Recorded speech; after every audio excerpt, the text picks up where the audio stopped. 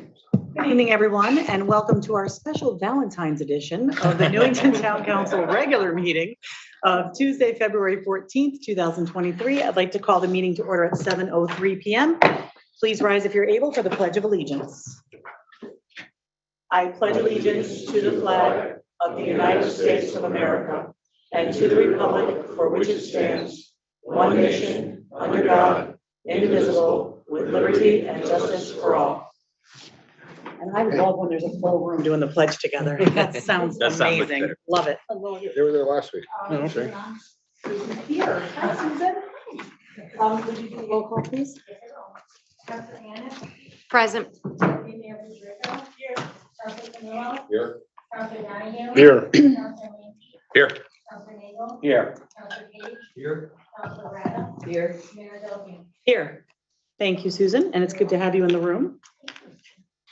I would like to quickly just say welcome to Councilor Annis, who was newly appointed at our last meeting. James, can you attest to the fact that she has been duly sworn in? I can. Wonderful. Welcome, Right in front of that Councilor seal. Annis. Thank you very much. All right.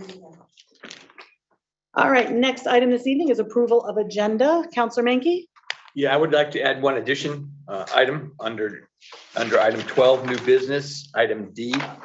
On that would be job descriptions, carpenter and electrician. Okay. Is there a second? Seconded by Councilor Donahue. Any discussion? Hearing none. All those in favor say aye. Aye. Any opposed? Motion passes unanimously. Just trying to get our window up. Sorry, guys. Recording in Next progress. item on our agenda this evening.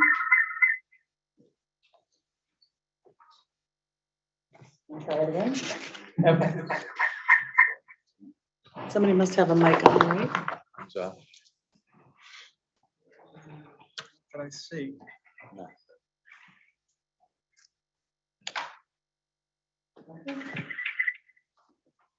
Getting a lot of feedback. I'm just trying to make sure everybody has their computers on. My mic. No, it says. No? He's the only one I have.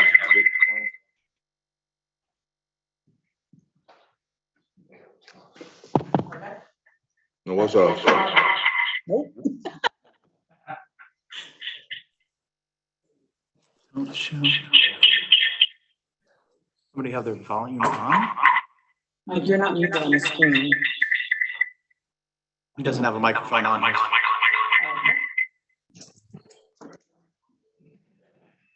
The speaker on your computer should be off as well as the microphone. There should be two icons It's right flipped there. off, right?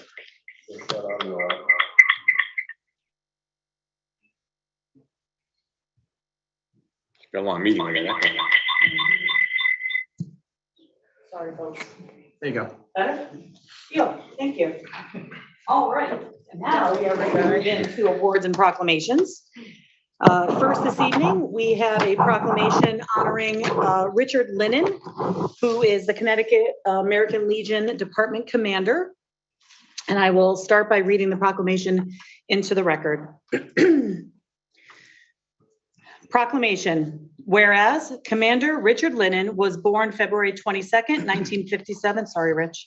Resided in East Windsor, Connecticut for the first few years of his life. After growing up as a military dependent, he lived in New Jersey, Maine, Virginia, Maryland, Connecticut, Hawaii, and back to Virginia, where he enlisted in the United States Coast Guard as a boiler technician from 1974 through 1978. And whereas after service, Richard Lennon worked as a waterman in Virginia on the Chesapeake Bay. He then moved to New York City to work a GSA job on the U.S. Coast Guard base, Governor's Island, for a few years. With a desire to go back to sea, he received his merchant marine documents and worked for Gulf Coast Transit aboard the motor vessel Sarah Hayes, home ported in Tampa, Florida, until his retirement, then moved back to Connecticut. And whereas Richard Lennon joined the American Legion May Davis Stotzer Post 117 Newington in 2005. He's been actively involved ever since, serving as the post service officer and then on to being an accredited veteran service officer in the American Legion Department Service Office as a volunteer, doing VA claims for benefits, outreach, and working with our veterans in need and doing what he can to serve our veterans. And whereas in 2009, Richard became involved at the district level as the Homeless Veterans Task Force Chairman, and later doing the same at the department level, providing services and resources to our homeless veterans throughout the state of Connecticut. And whereas Richard has held many offices in the American Legion, including Post Commander of Post 117 Newington for 6 years and First District Commander for 2 years. He was a 100% post commander, and as First District Commander, he earned District Commander of the Year. He also served 2 terms on the National Veterans Employment and Education Commission and has served on many committees and commissions at the department level. And whereas Richard has been married to his wife Marlene for 29 years and has 2 sons, Richard and Daniel. His son Richard is a Navy veteran and is a member of the American Legion. And whereas the American Legion is his life, where he proudly serves as we are, quote, veterans serving veterans, end quote, and our communities. And whereas Commander Linnen's motto this year is, quote, all hands on deck, end quote, meaning that everyone needs to pitch in to accomplish the mission. Now, therefore, be it proclaimed that I, Mayor Beth Del Buono, on behalf of the Newington Town Council, hereby recognize and congratulate Richard Linnen for being appointed as Department Commander for the American Legion Department of Connecticut, dated in Newington, Connecticut, this 14th day of February, 2023. Signed, Beth Del Buono, Mayor. Is there a second? Second. Seconded by Councilor Donahue. And I will open it up to council comments. Deputy Mayor Bedrejko. Yeah, one of the whereases that really resonated with me was where it said the American Legion is his life, where he proudly serves as we are veterans serving veterans in our communities.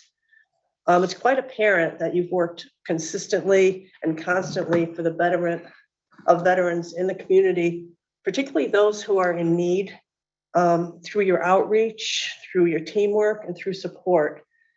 And you demonstrate, from what I understand, what it takes to be a superb commander, because you celebrate and acknowledge the past, but you also are moving into the future and staying relevant and addressing current challenges that face our veterans. I'm honored that you're one of Newington's representatives, and I think I can probably speak from all of us on the council that we look forward to continuing to support you and the Legion in the future in all your efforts. So thank you. Thank you, Deputy Mayor. Councilor Mankey? Yeah, just to echo my congratulations to Mr. Lennon for his service to Newington and service, more importantly, to Newington's veterans. We appreciate your efforts and thank you for your service. Thank you. Councilor Nagel? I also would like to extend my congratulations to you. Throughout the time that I've served on the council and in other positions and community events, you've always been there. You've shown a dedication to the Legion, to the military, and as well as to this community. And it's really wonderful to see that you are now recognized by the state, where they can see your capabilities and your dedication to the whole state of Connecticut on behalf of the Legions. Once again, congratulations and thank you. Thank you, Councilor Nagel. Councilor Donahue? Yeah, Rich, congratulations. I got to know most of the Legion guys when we were building that deck on the front of the Legion. Many happy and sad memories of that. But I didn't realize all the work that the Legion does. And I, had a real moment when one of the members of the Legion came up to me and said, "We haven't been able to get into this Legion Hall because there's been no ramp." And I wound up hanging out the rest of the afternoon, much to the begrudge of my son. But I learned a lot. Rich, you're always there for everything, and just thank you. Thank you. That deck is still holding up.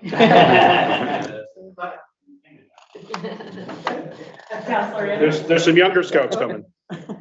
Thank you, Rich. Congratulations on this appointment. It is so deserving of you. Our community and the state are very fortunate that you moved to Connecticut and you're here to help all the veterans that are out there. Thank you. Councilor Rada?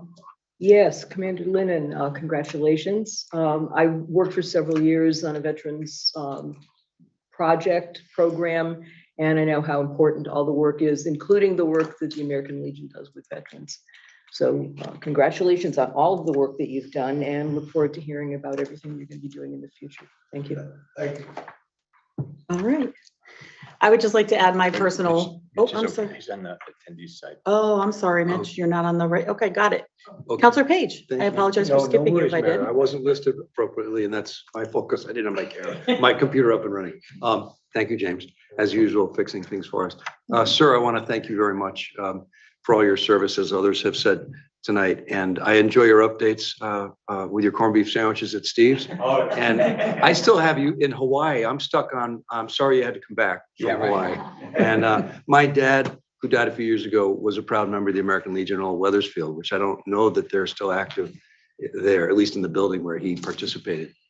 But he was very proud of that and served proudly in a couple wars. And so I thank you very much for your proud service and carry on. Thank you so Yeah, much. they moved from their building to, I think they meet at the community center. Okay, all right.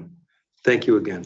They have a unique meeting, auxiliary and Legion members, they all meet at the same time. Oh, okay, I think the only post in the state.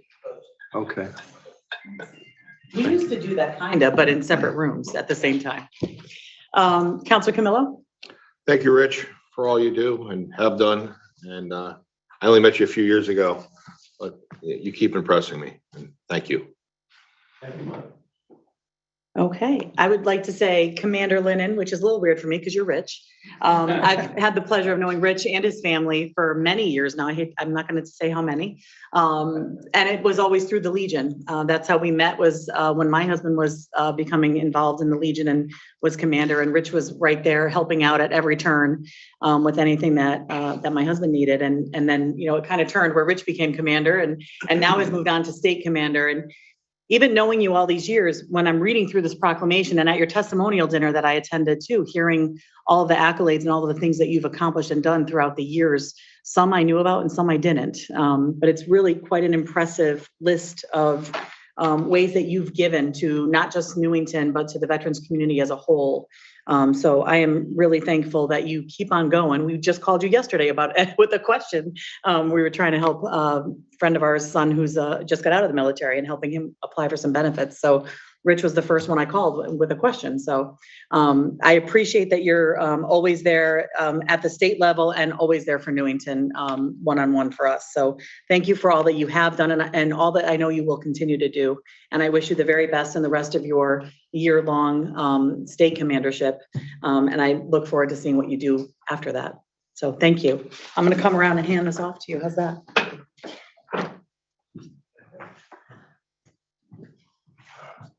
Do you want a picture? Yeah. All right, come on up here. We'll do it in front of the seal. How's that? We don't need to be in the picture. You know, I ruined it. Get them. Thank you. Yeah. They can crop us.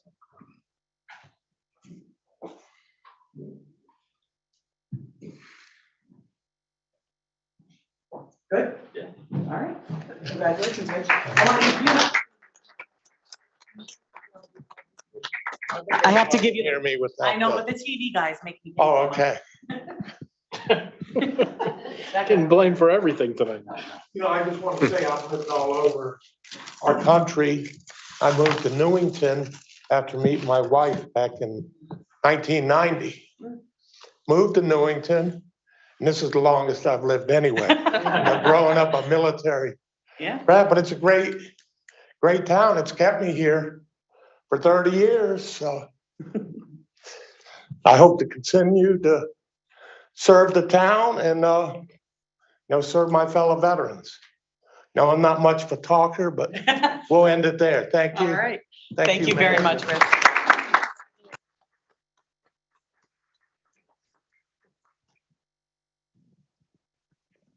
This is next, gonna fall off.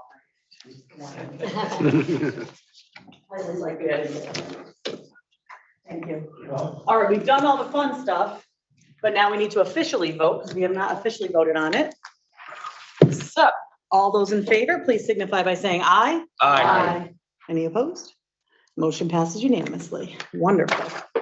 All right, next this evening, we have another proclamation honoring Jeff Barron, our Director of Administrative Services, who recently retired. Is Jeff on with us? Okay. So I'm going to go ahead and read this proclamation in so we can take action on it, and we will present this to him at a later date. Proclamation. Whereas Jeffrey Barron was hired by the town of Newington on July 25th, 1983 as a financial analyst and was promoted to an administrative assistant in 1986. And whereas Mr. Barron was instrumental in preparing for and assisting with Veterans Day ceremonies in the town. And whereas Mr. Barron acted as a staff liaison to many projects throughout his tenure, including Anna Reynolds School Public Building Committee, Emergency Medical Services Committee, Library Renovations and Addition Public Building Committee, Local Emergency Planning Committee, School Career Tech Program Renovation Public Building Committee, School Code Compliance Committee, Standing Insurance Committee, Town Hall Renovations Public Building Committee, Mill Pond Pool Public Building Committee, and whereas Mr. Barron assisted the town in 2001 in performing a search for new town manager. He also had the opportunity to serve as a temporary acting town manager in 2006. And whereas Mr. Barron held the position of Director of Administrative Services up until his date of retirement, where he oversaw the management of bids, RFPs, contracts, was the purchasing agent for the town, and ensured that all necessary insurance liability coverage was in place to protect the town infrastructure. And whereas Mr. Barron officially retired from the town of Newington on January 23rd, 2023, after 39 and a half years of dedicated service. Now, therefore, be it proclaimed that I, Mayor Beth Del Buno, on behalf of the Newington Town Council, hereby recognize and extend our sincere appreciation to Jeffrey Barron for his professional service and dedication to the town over the past 39 and a half years, and wish him the best in his retirement. Dated in Newington, Connecticut, this 14th day of February, 2023, signed Beth Del Buno, Mayor. Is there a second? Second. Seconded by Councilor Nagel. Any discussion, councilors? Deputy Mayor Bedrejko. Yeah, 39 and a half years. That's quite something nowadays. I would like to express, and if Mr. Barron is listening or at some point, sincere appreciation for his dedication and performance during all those 39 and a half years. There's been a lot of changes during that time, and he's been an important part of the many positive things that have happened over the past 39 and a half years. And I observed him at many meetings, as you can see, the list of projects and building committees that he's been involved in. At every meeting, he's been a wealth of knowledge. What I especially noted about him is he often kept his head while others around the table were losing theirs. He had a very calm demeanor, but he would always know the answer, or if not, where to get it. And I just certainly hope that he's going to enjoy a happy and healthy retirement. It's well deserved. Thank you, Deputy Mayor. Councilor Mankey? Yeah, I would also comment on Mr. Barron's calm demeanor. I served a lot of these committees with him, and Councilor Bedrejko's right, is everybody was going crazy. He just kept us focused, kept us moving forward, and I appreciate that. I wish him well on his retirement and thank him for his service. Thank you, Councilor. Councilor Nagel? I too would like to congratulate Mr. Barron on his retirement. I have worked with him on committees and various different functions over many years, more than I'd like to remember. But he has always been a dedicated, kind, steadfast service, the kind of employee that Newington appreciates. And it's always gone far above the line of duty, so to speak. And I also appreciate, on a personal note, his wry sense of humor. Always managed to keep everything on the level and moving, and being a very kind, dedicated servant. Congratulations again. Thank you, Councilor Nagel. Any other council comment? All right. I would just like to offer my sincere congratulations and thanks to Mr. Barron. A lot of the comments that I was thinking were already made, but his sense of humor comes to mind. When I first met Jeff several years ago, and we served on a few building committees, and it's funny, when I was reading the proclamation, that's what struck me. He really was the building committee guy, right? He was a staff liaison to so many building committees. And he always came across as that calm, quiet, straight-laced kind of demeanor at the table. But if you got him aside and got to talking to him, you quickly realized that there was an underlying sense of humor there that was, really fun to talk with. So I really wish Jeff all the best in his retirement. Certainly 39 and a half years is quite an impressive career, and we were lucky to have you in Newington for that long. So thank you, Jeff, for your service, and I wish you all the best in your retirement. All right, we have a motion, we have a second. All those in favor signify by saying aye. Aye. Any opposed? Motion passes unanimously. Thank you, counselors. And we are moving on now to another fun item. We have some good ones tonight.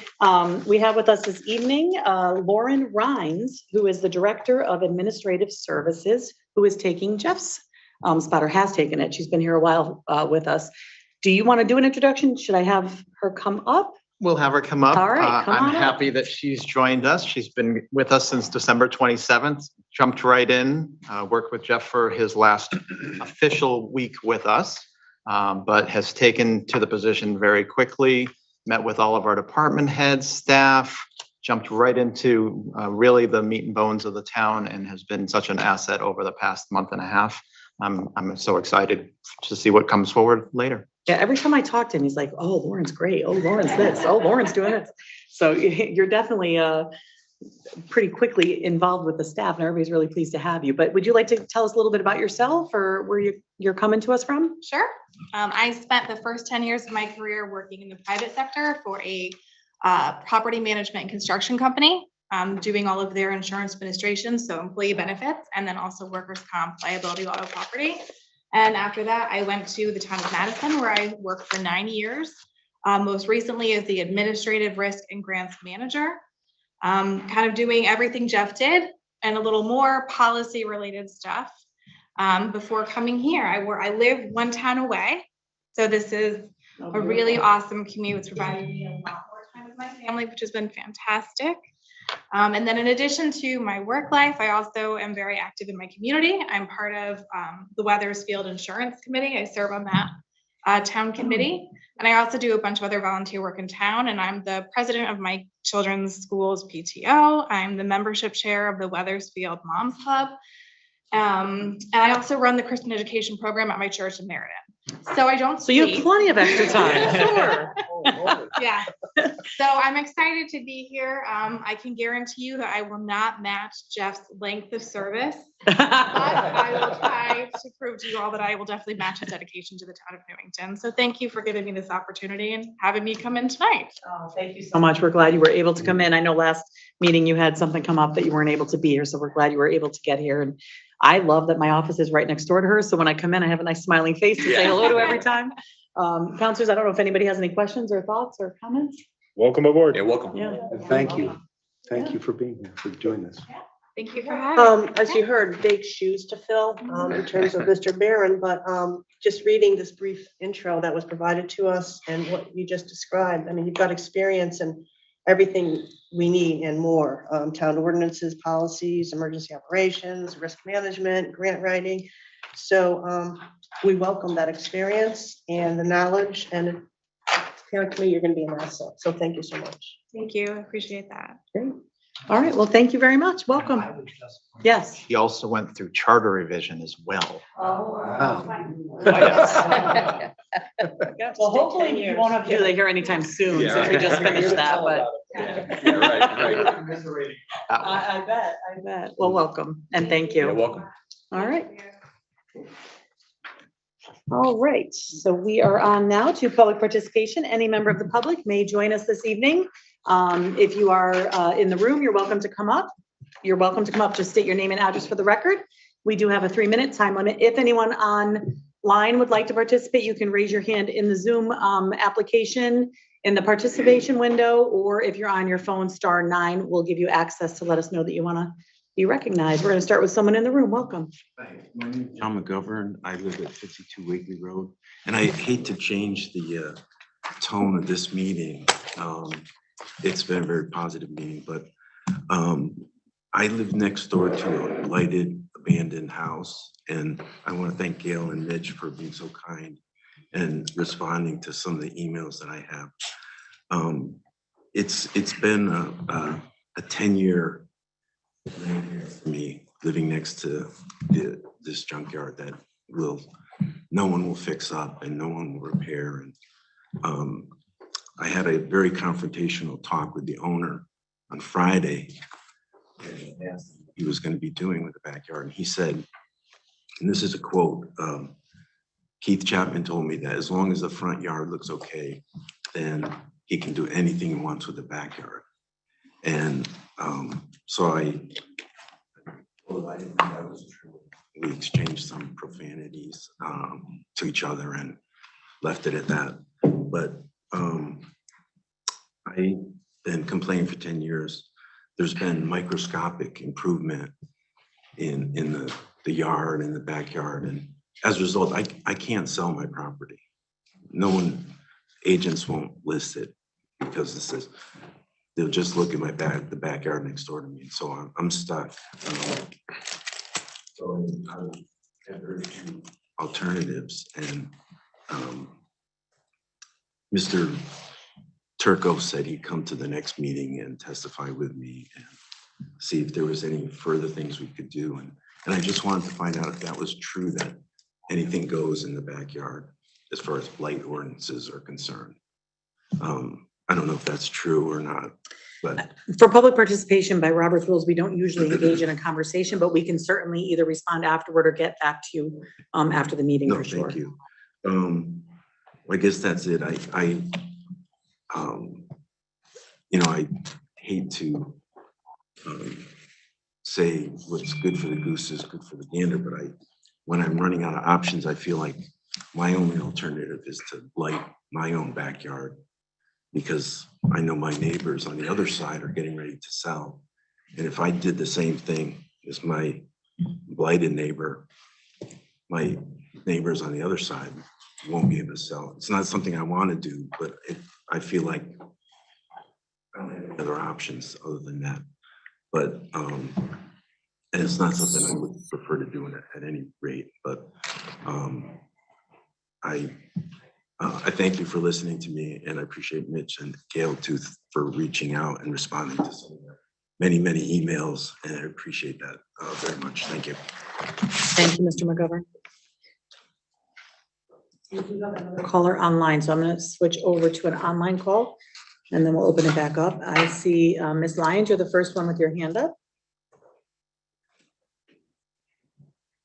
Hi, Rose Lyons, 46 Elton Drive. I don't know whether Jeff Barron is listening in or not, but I did want to wish him a very long, healthy, and happy retirement.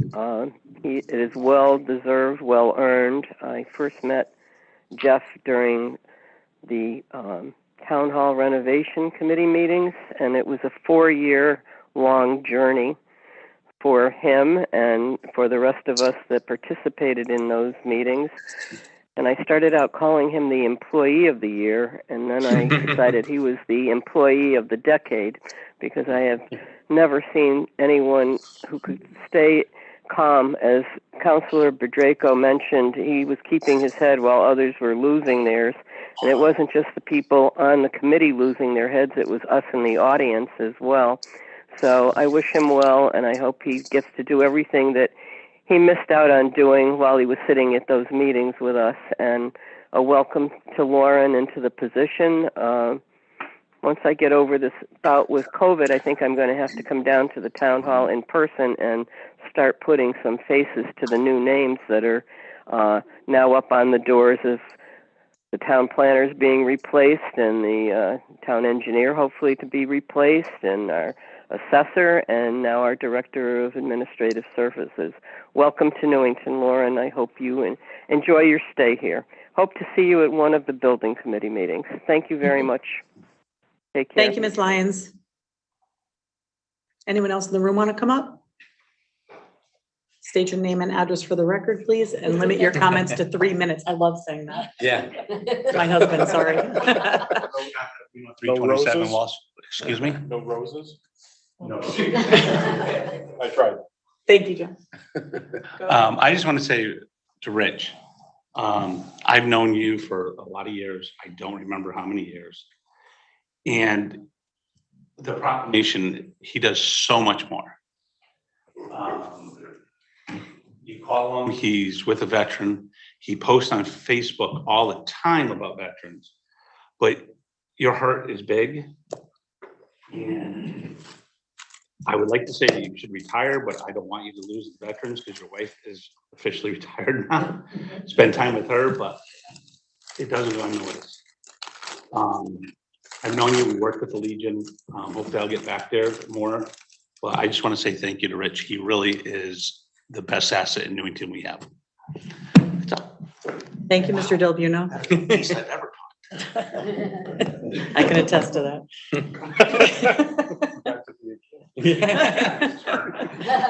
All right.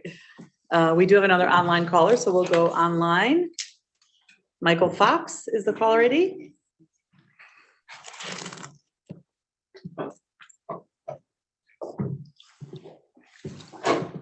Mr. Fox, are you there? I'm gonna bet technical problems. He took a minute last time to get the unmute. I think so, yeah. Yeah, you're right, Mitch. Mike, are you there?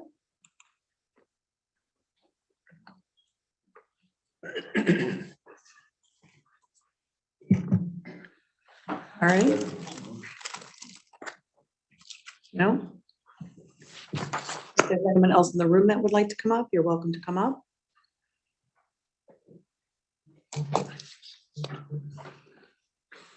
Okay. Mike, one last call. We're trying to get you on here. If you're on your computer, click the little arrow that's next to the word unmute on the bottom toolbar. And if you run a test on it, it should get your microphone back. Mhm.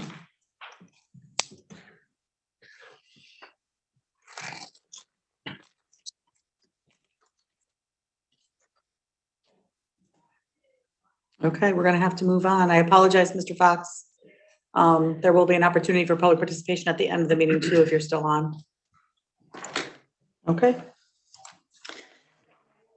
Counselors, just to double check, no email correspondence? None? No. Okay. We're moving on now to remarks by counselors on public participation. Deputy Mayor Bedrejko. James, regarding the individual with the blighted property, I believe you have a little bit of an action plan. Can you just update us on what's going to be happening? Yes. On July 22nd, I will be meeting with Mr. McGovern. July. Sorry, Wow. February 20th. Wow. I know you're busy, but that's scheduled. I'm trying to get past budget. Let me just pull the calendar there. We just scheduled it yesterday, this afternoon, sorry. Next Tuesday, I believe, 10:30 to 11:30, we'll be meeting with Mr. McGovern as well as Mr. Brown to discuss the issues at the site, see if there's anything we can do. I'll have the zoning enforcement officer as well as the town planner there available to just discuss the site and issues that we can address for him. Super, thank you.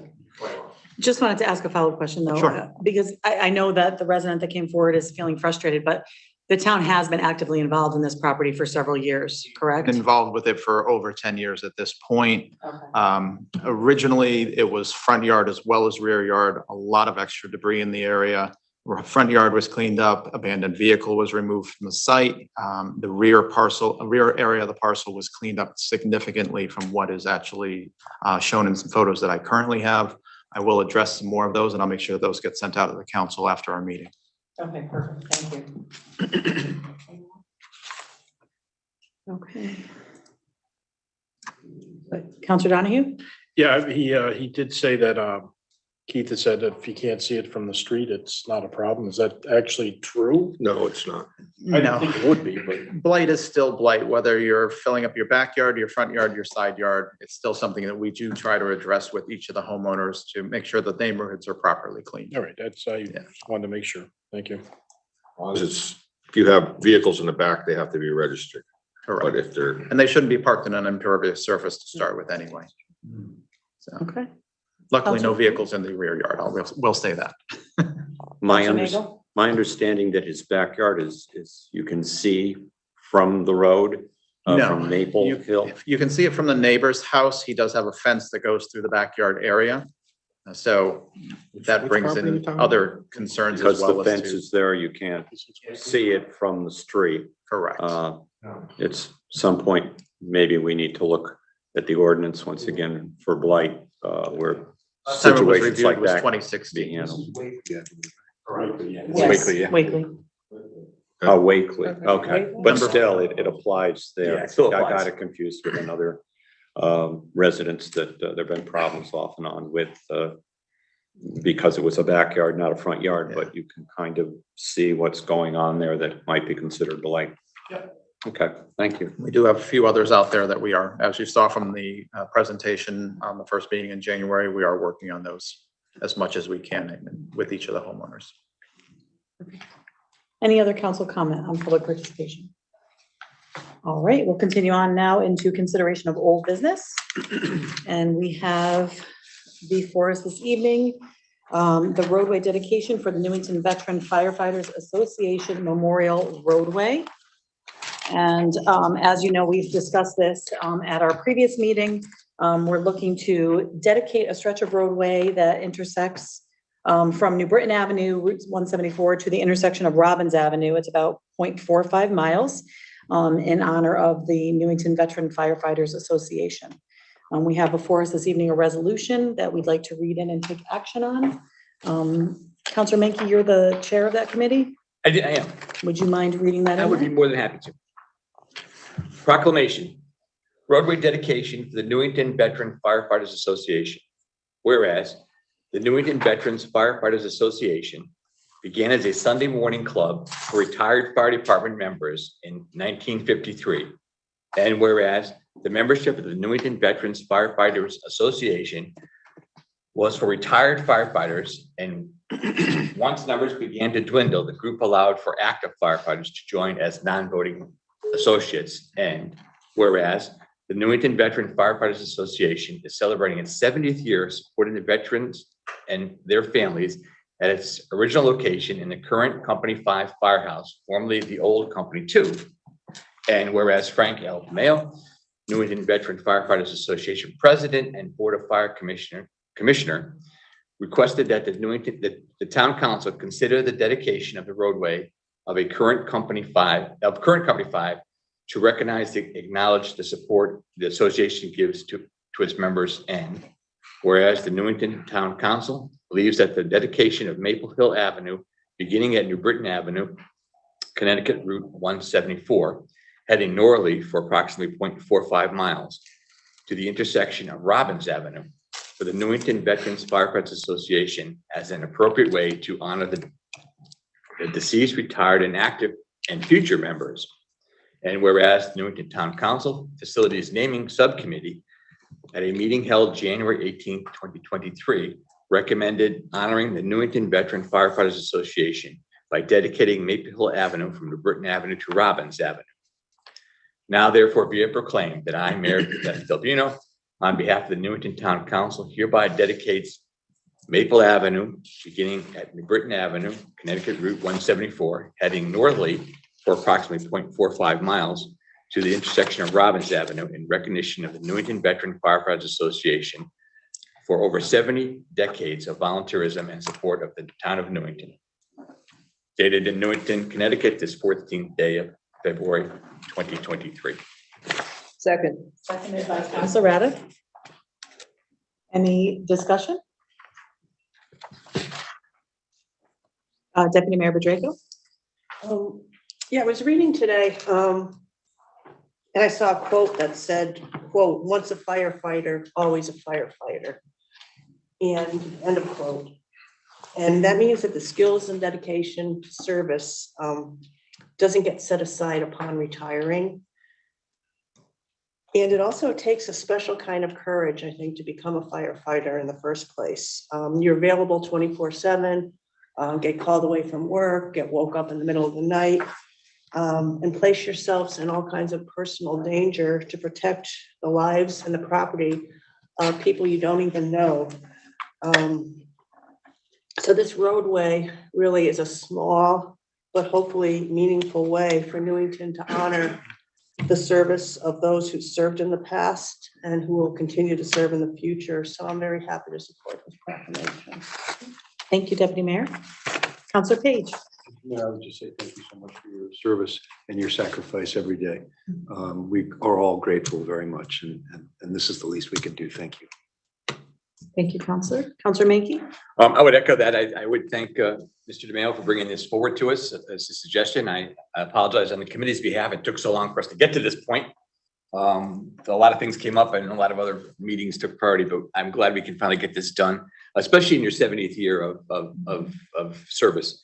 I appreciate all the efforts you guys have done and women have done for us. And I would suggest we arrange some kind of a suitable dedication ceremony so we can screw the signs in on the lamppost, wherever we're gonna put them, I guess. But I would suggest we try to arrange something suitable. Maybe when it gets a little warmer, because this time of year, you can't ever tell if it's gonna snow, rain, or be 50 degrees.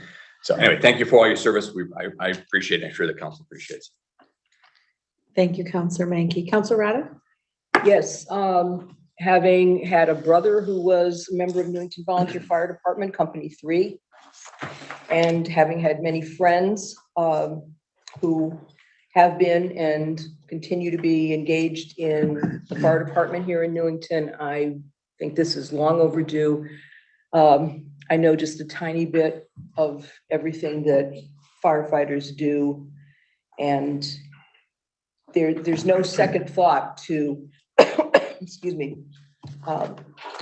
going where you need to be to do what needs to be done to help our community members.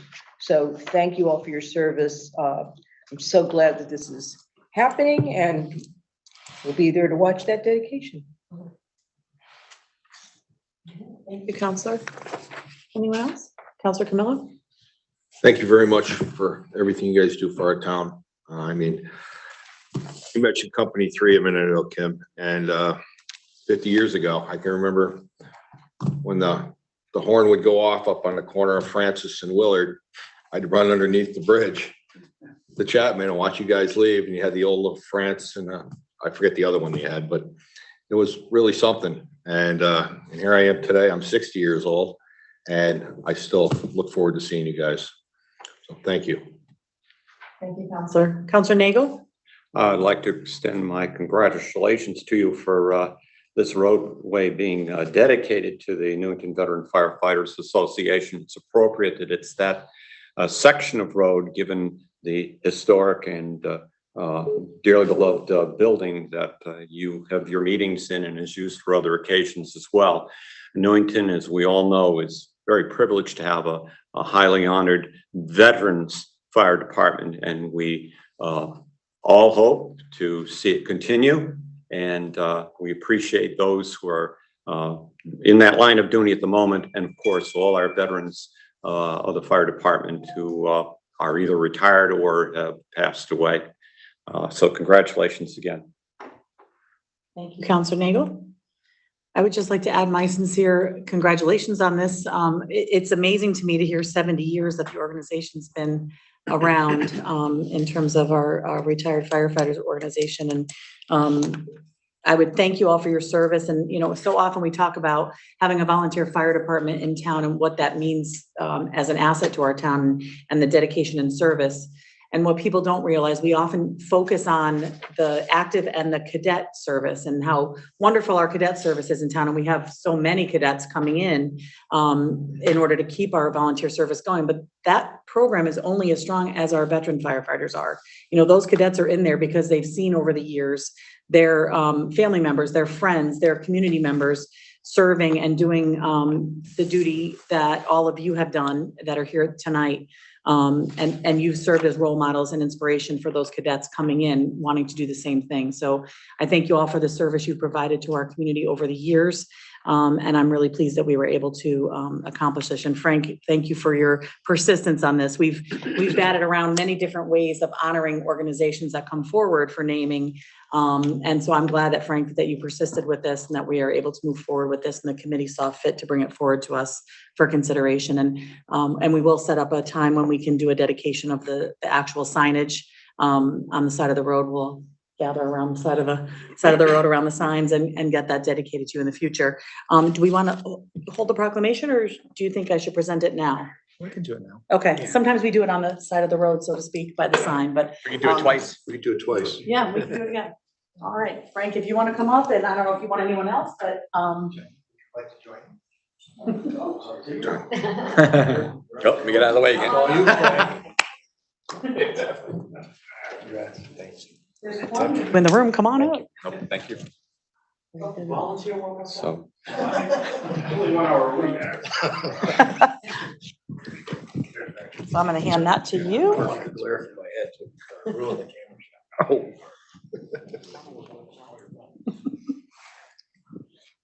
Come on in. Good, I don't like being on the end, thanks.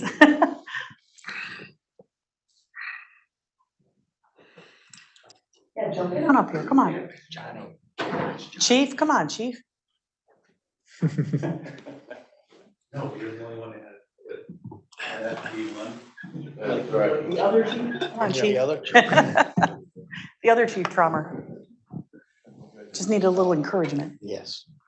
All right.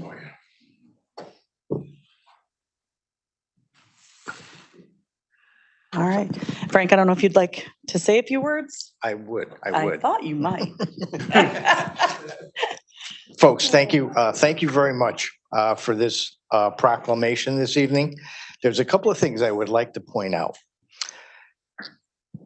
This year in 2023, the Newington Fire Department will celebrate 107 years of service to the town of Newington. Along with that, the Veterans Association obviously is celebrating its 70th anniversary.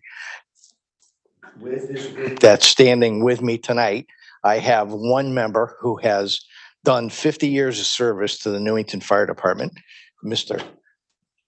Dick Brown.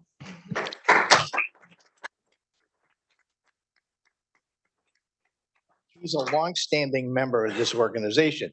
Also, one of our town councilors, Kim Rada, was the first female firefighter admitted to the Newington Fire Department in the early 70s. So now, so Kim now officially will be recognized as a dedicated veteran member of the Newington Fire Department. And all of these individuals, and I was thinking about this today, 107 years of service, there are countless hundreds, if not thousands, of veteran members who have gone before us.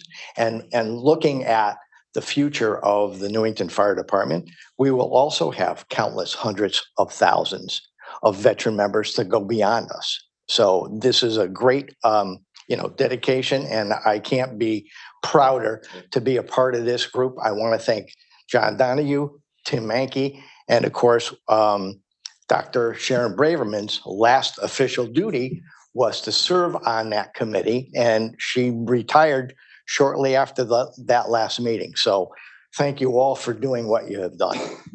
Thank you. Thank you very much, Frank.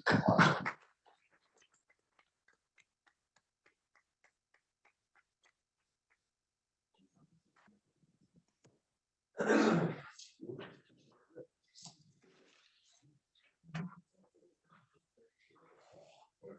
right, we have to make it official. We didn't actually vote yet. We had a first and a second. Don't Hold leave on. yet. Gotta make sure it's official. Don't All leave right. now. I always do this, guys. I always forget. All those in favor signify by saying aye. Aye. Any opposed? Better not be. Motion passes unanimously. Thank you. Thank you all. All right, folks, we're moving on to resignations and appointments, and we have a few this evening. Counselor Page, are you going to do those? Yes, Mayor, thank Okay. you. Go ahead now, Mayor. Yes. Okay, resolved that the Newington Town Council hereby makes the following appointments. Affordable Housing Monitoring Agency, Donald Woods, member, 82 Ivy Lane, Party D, term 2/14/23 to 11/30/27, replaces self de facto since 12/1/22. Balltown Committee, Bernadette Conway, Neighborhood Rep, 177 Hartford Avenue, Party D, 2/14/23 to 11/30/26, replaces reappointment self de facto since 12/1/22. Employee Insurance and Pension Benefits Committee, Clark Costell, alternate, 167 Connecticut Avenue, Party D, 2/14/23 to 11/30/24, reappointment self de facto since 12/1/22.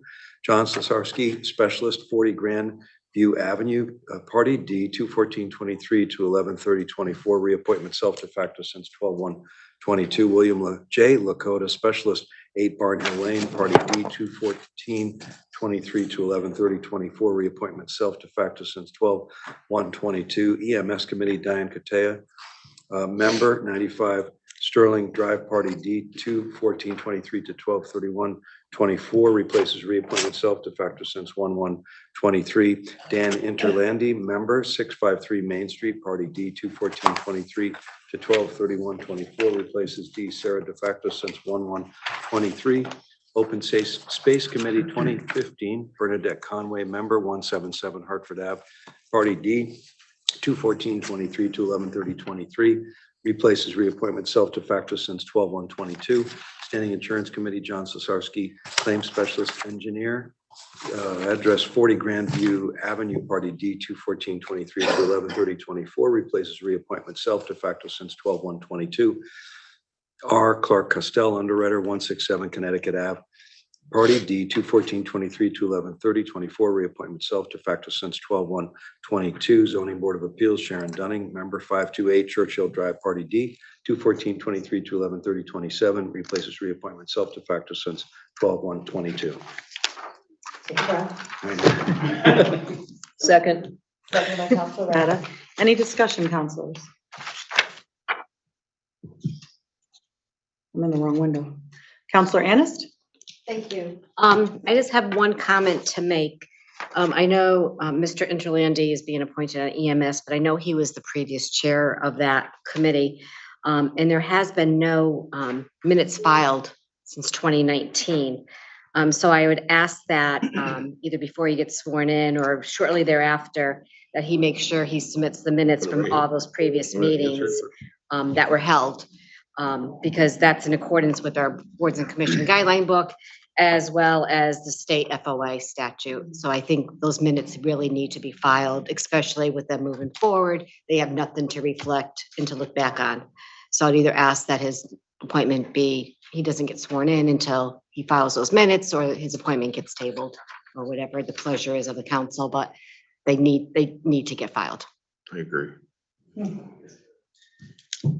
And quick question for you, James. Obviously that is, would you attest to the accuracy that the minutes have not been filed? I can't verify that myself Okay. currently, but yeah, I can verify that in the morning.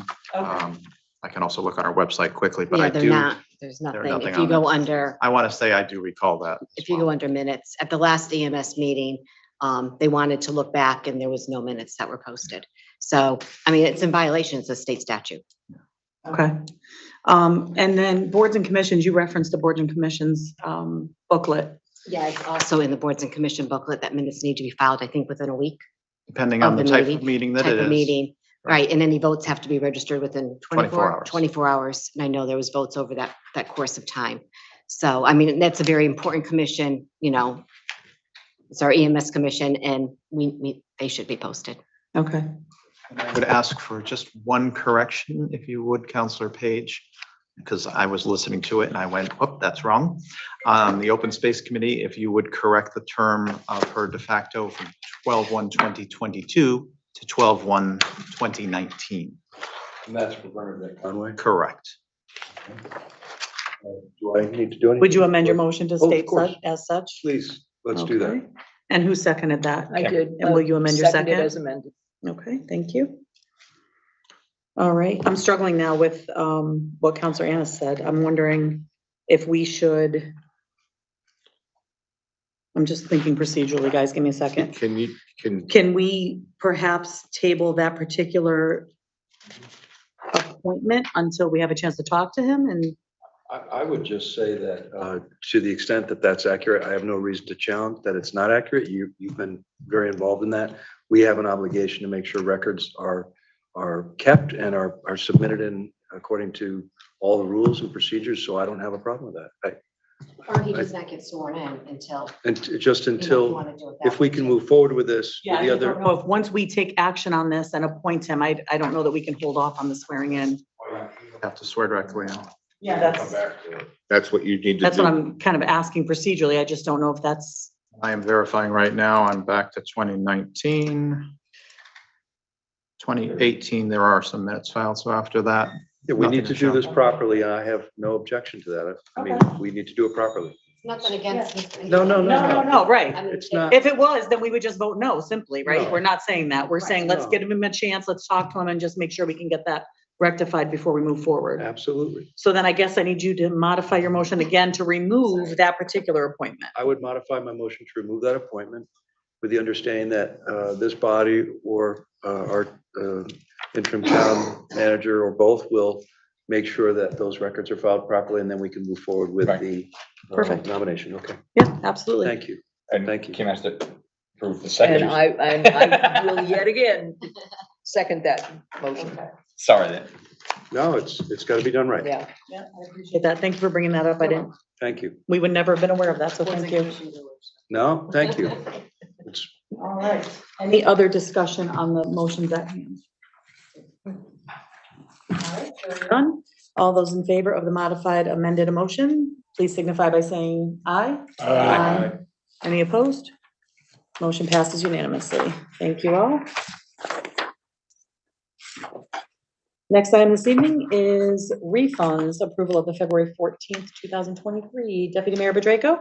Resolved, the property tax refunds in the amount of $2,548.90 are hereby approved in the individual amounts and for those named on the requests for refund of an overpayment of taxes certified by the revenue collector, a list of which is attached to this resolution. Second. Seconded by Counselor Nagel. Any discussion? Hearing none, all those in favor signify by saying aye. Aye. Any opposed? Motion passes unanimously. Next item this evening is approval of minutes. We have before us for consideration the January 24th, 2023 regular meeting minutes. I don't know, but this is his thing. I wasn't here, so I. Oh, fair. Yeah, without him, we're. Oh, for those that aren't aware, Dave is usually our one that catches whatever needs to be fixed in our minutes. So I'll entertain a motion to approve the January 24th, 2023 regular meeting minutes as written. Approve. All right. Motion made by Counselor Camilla, seconded by Counselor Menke. Any discussion on those?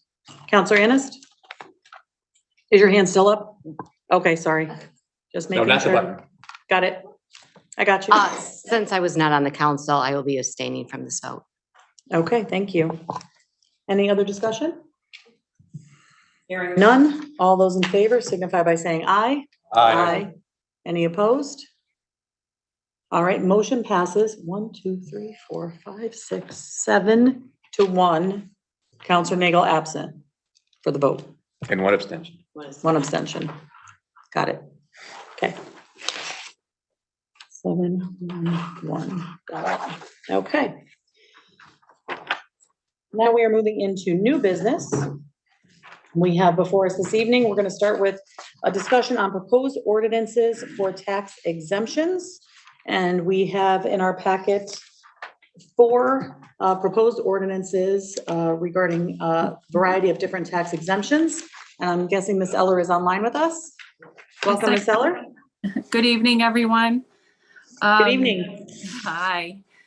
So hopefully everybody got a chance to look them over. I can give you guys a brief overview of what we're looking to amend, adopt, get updated. So briefly, the ones that we're looking at are to update the ambulance type motor vehicle to include handicap modified vehicles. We want to update exemptions for veterans or surviving spouse to include an income limit instead of by resolution. A lot of these had been being done by resolution, and I have worked with James in the past where we're trying to figure out where our income limits came from, where our amounts came from. So we found that a lot of these ones that were based on income limits or our tax credit for our elderly homeowners has not been updated since 2015. So another one that we're looking at to adopt, and this is new, is a property tax exemption for Gold Star parents and spouses. And then our elderly and disabled homeowners, they get a tax credit. We had not officially adopted that ordinance at all, but we have been giving it our local option. And it had been, the income limits had been set by a resolution. Again, that was back in 2015. So I'll go over each program quickly. Gold Star parents and spouses, that is where someone has had a death while they were in service, their child or a spouse. So we have to adopt that local option to be able to give that benefit to our members of our public. So we recommend an income limit that would go off of the state recommended guidelines. So currently for this program year, the amount for the state is $49,100 for married and $40,300 for single. We would suggest modifying that so that it would be those base amounts plus 25,000. So we're kind of increasing that income limit a little bit. So married would be 74,100 and single would be 65,300. They have to file with the clerk to prove that they qualify for that portion, and not that portion, to prove that they're eligible. We did adopt this in Wethersfield in 2018. We had not had an applicant, so I know you would be asking, what do we expect to lose in revenue from this program? We had never had anybody apply since 2018. Any questions on that one? Counselor Camilla, your hand's up. Are you all set? That was from before? Just making sure. I would just say the alteration in revenue is not even worth talking about, given the sacrifice these folks have made. Agreed. Yeah, we felt it was a good one to introduce and get in our ordinances. Okay, so the next one, local option, additional veterans. So every town in the state is required to give what we call a basic veteran exemption. Any veteran that files their DD 214 in land records and served during what the state has determined as a period of war gets that basic exemption. Anybody who meets those income limits, where we had talked about married is 49,100, singles 40,300, they can apply for an additional veterans program that we're mandated to give by the state, which doubles their base exemption. In addition, the town, we do give a $10,000 for our veterans that the town offers. We do not get reimbursed for that one. We get reimbursed for the state additional veterans, and we do not get reimbursed for the basic exemption. So last time, again, we touched that was 2015. We were giving a benefit of $10,000 off in assessment. And the income limit that was set back at that time was 45,000. And it didn't make a differentiation between married or single. It was just 45,000 flat. One of the things that James and I had discussed is that we would write these programs so they could kind of reflect off the state, so we don't have to revisit them every year. The state does update their income limit amounts every year. So we figured that we could, if we made it $7,500 increase based on the states, we would not disclude anybody from the program and actually increase our limits a little bit. I don't know, again, what the loss would be in that, as we have not collected that income, at those little higher amounts. We don't know what that loss would be. It's not a huge increase of what we were giving. We were doing 45,000. And I would think at the time in 2015 to say 45,000 probably it was about 5 to 10,000 more than the state limit at the time. So we would be kind of keeping in with that. A lot of towns with their additional veterans do it a little higher than the state guidelines. So that's that program. Does anybody have any questions on that one? Counselor Camillo? Which one again? We're on the exemptions for veterans or surviving spouse. I would, thought that would have been a little more. I mean, I think the veterans really should get more of a benefit with a tax break than anybody else. And their spouse. Because the spouse gave up everything they did during the war to have them there. So, but I think the amount should be higher. Because if you're taking, now you're gonna take off the assessment value of the property, you're going to lower it? Yeah, this would be in addition. So if they were getting the basic exemption, then they get the state program, and then they get 10,000 would be additional. So what would the real savings be on $7,300 a year? If that was what the tax was on $270,000 home? So it'd be just, so this would just be the state one, or town one we're talking about, so 10,000. Right, you take your Yeah, mill rate. it's like $400. In addition to the state program. Right. Okay. I mean, we can change it to anything that you would like, and we can run those numbers for you. Right now, for 2022, we had about 100 applicants and an estimated tax reduction, $40,000 that we did cost to the town if went through this. Okay, I'm gonna change this real quick, because you had disabled over 65 permanently, totally disabled. This is just a local We didn't get option to that one yet. for veterans. Right. Oh, okay. we might be going out of order, but. Yeah, we're out of order, that's why. Okay, well, if there's a way to do it, if the veterans deserve everything we can give them. So, Would you propose a different level for consideration so that Fauna could calculate it for us for our next meeting, or? $1,500. Just give them a number instead of back and forth. This is what they get. Then everybody gets. But it comes they off all did the same. They gave up their lives. And a good portion of it to be there for us. Yep. So you're saying instead of taking an amount off the assessment, you're saying a flat rate? Yeah, flat rate, because you're not talking a lot of money either way. But this way, everybody gets the same. It's fair. Well, yeah, go ahead. It has to be an assessment, though. I mean, you could calculate if we want to do the math to figure out $1,500 off in taxes, what that assessment would be, we could do that. And then we could let you know what the total cost would be to the town, because that would be pretty much tripling it. So that we'll be looking at like 120,000. Sort of diamond back and forth when you're pennies. Okay, I'll go to the next one when you're done. Thank you. You're welcome. I had a question and now I forgot. So this would update based on the general statute each year. The base amount would update on general statute as they update it, and our 7,500 would stay fixed as it's written right now.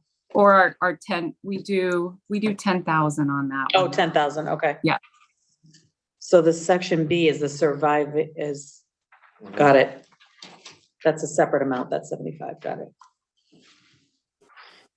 Okay. Yep.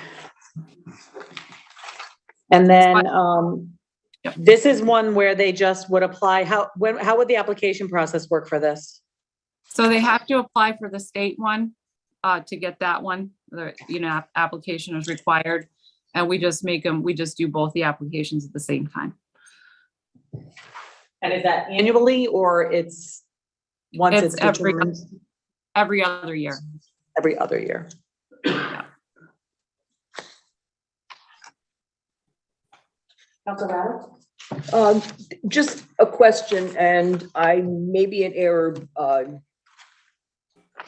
but I know there's the state statute and amount, but from what I was told or what I had learned, that each community, each town has its own value or amount set.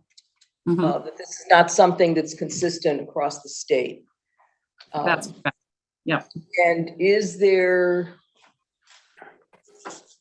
anything that's being done statewide to make this amount consistent from community to community that you know of? Not that I'm aware of, no.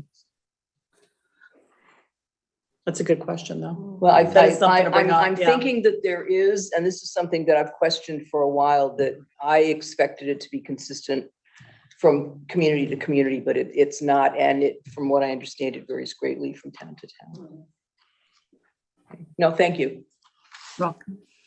Counselor Page? Thanks, Mayor. One of the things I learned in getting out in communities in the last couple of years is that some folks are not aware of these programs.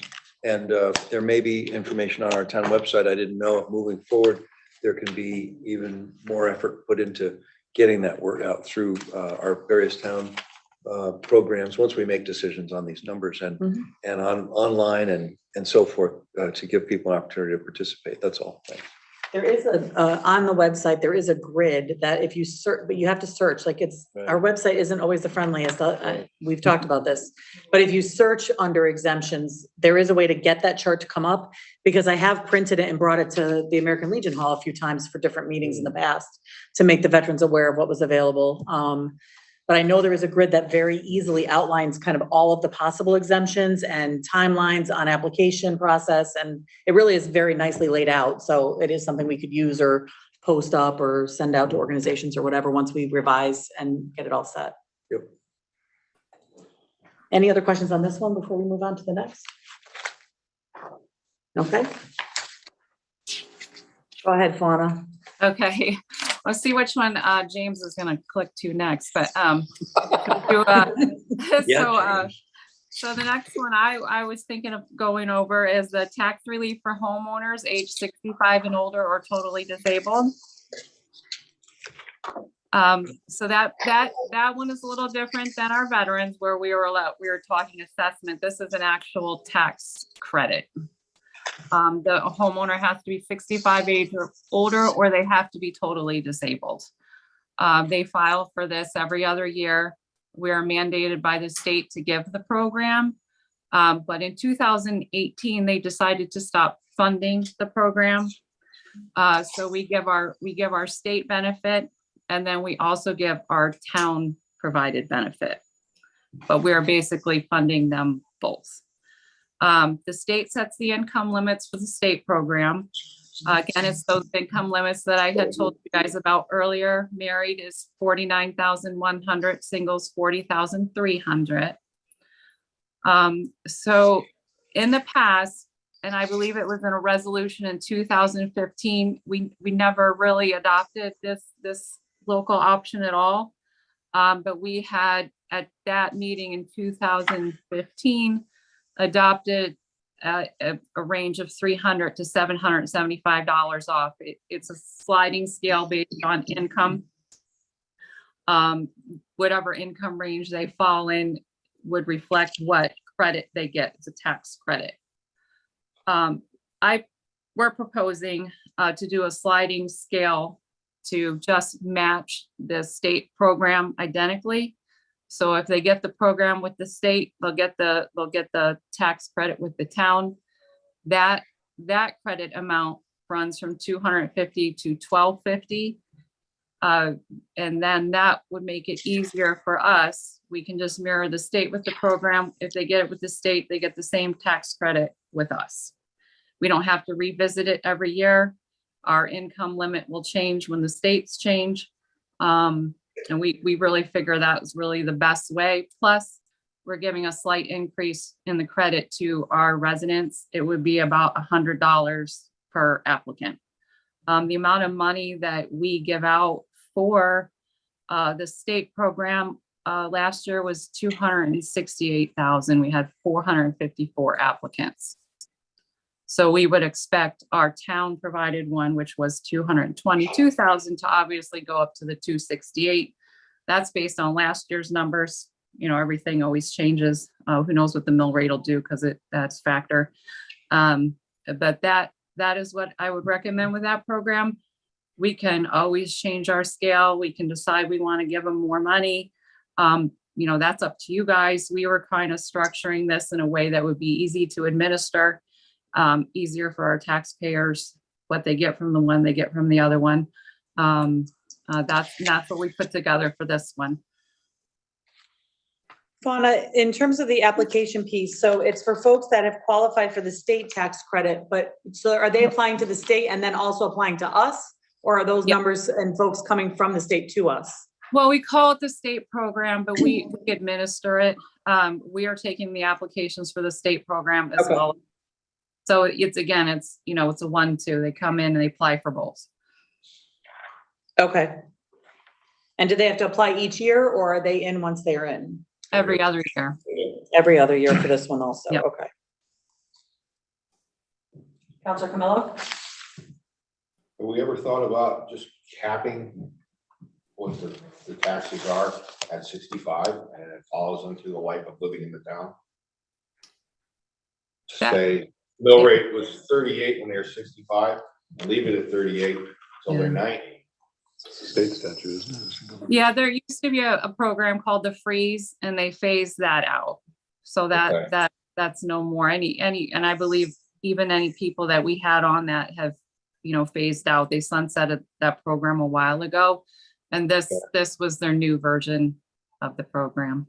So, is there anything like that for our firemen and police that live in town? Not that I'm aware of. I do believe that there is that local option for the tax credit. I don't know if we do it. That runs through more the tax department for active duty volunteer firefighters. I'm not positive on that one. Right, a lot of them are kids that still live with their parents, but their parents were firemen too, and yeah, they should get something. I could research, see if I could find anything. I don't know off the top of my head. Weathersfield did that though.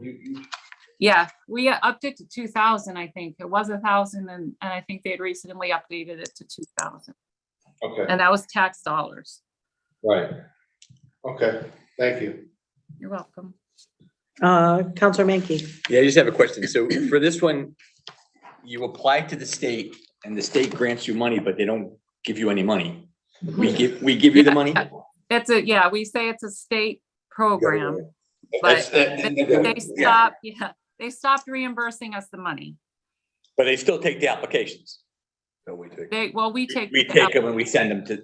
And we have to report to them what we gave. So we do the work or we pay for it. Yeah. Seems like a win-win for them.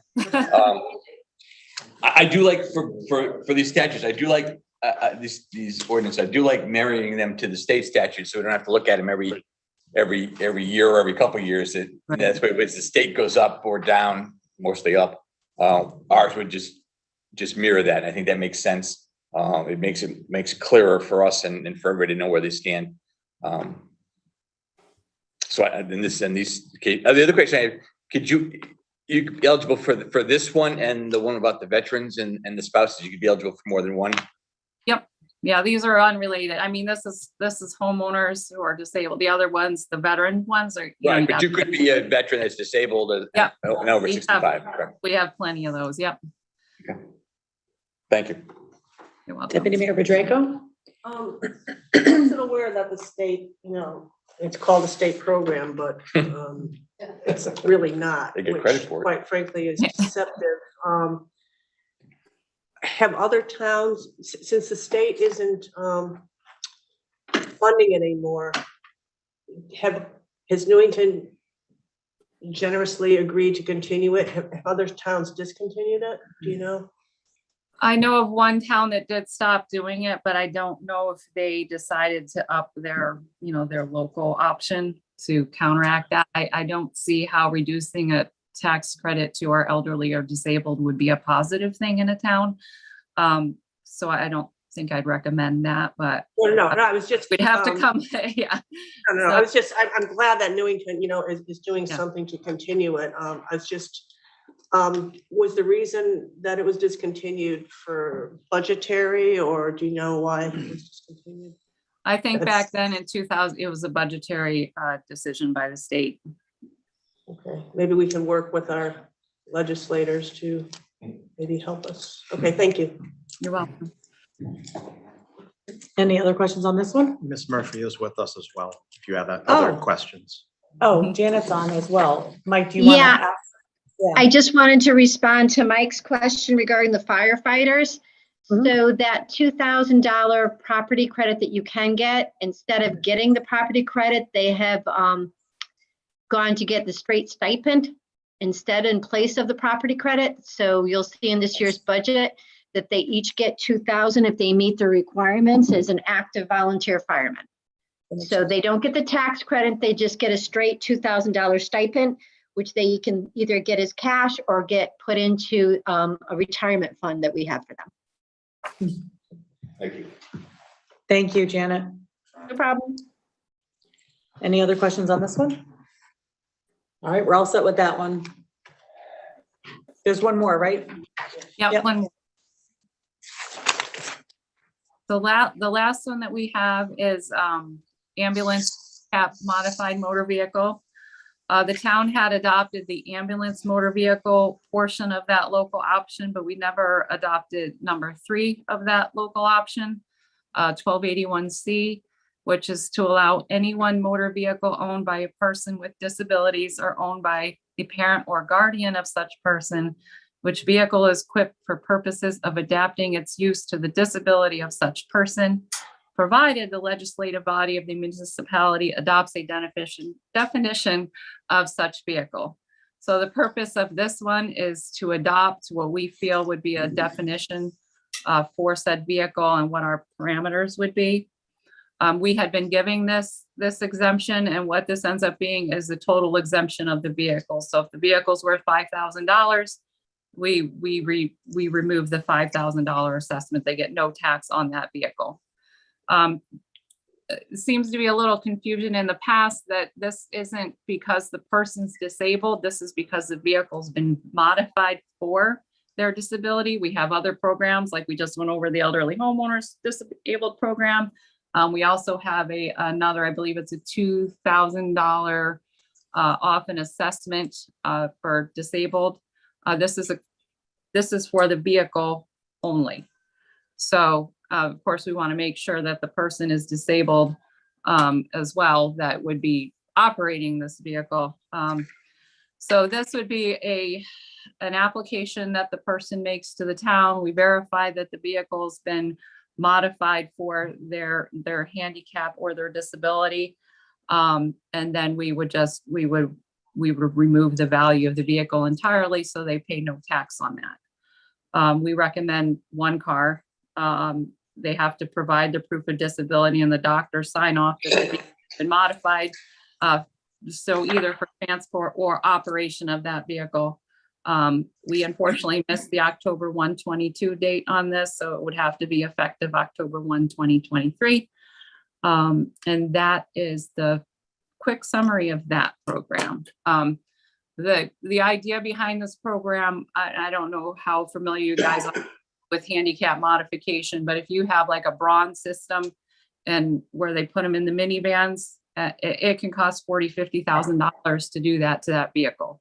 That is a huge expense to that family or owners, and that was more the intent of this, not to reduce taxes. So anybody have any questions on that one? Counselor Camillo? I'm familiar with this. My dad used to install a lot of this stuff years ago. The definition that the state has is a lot less than what you have here. And it seems like there's a little too much here. I think leaving it up to the doctor, saying, you're entitled to have these things and you require this in your car or van or whatever, is the way to go. The state, I don't know, do you have the state definition in front of you? No, I do not. I mean, I have I have that portion of the statute, but I don't have anything where they were defining Okay. that. Yeah, like The statute is. on the top of medical it. aid, automatic transmission, additionally required, that kind of stuff. It's not there.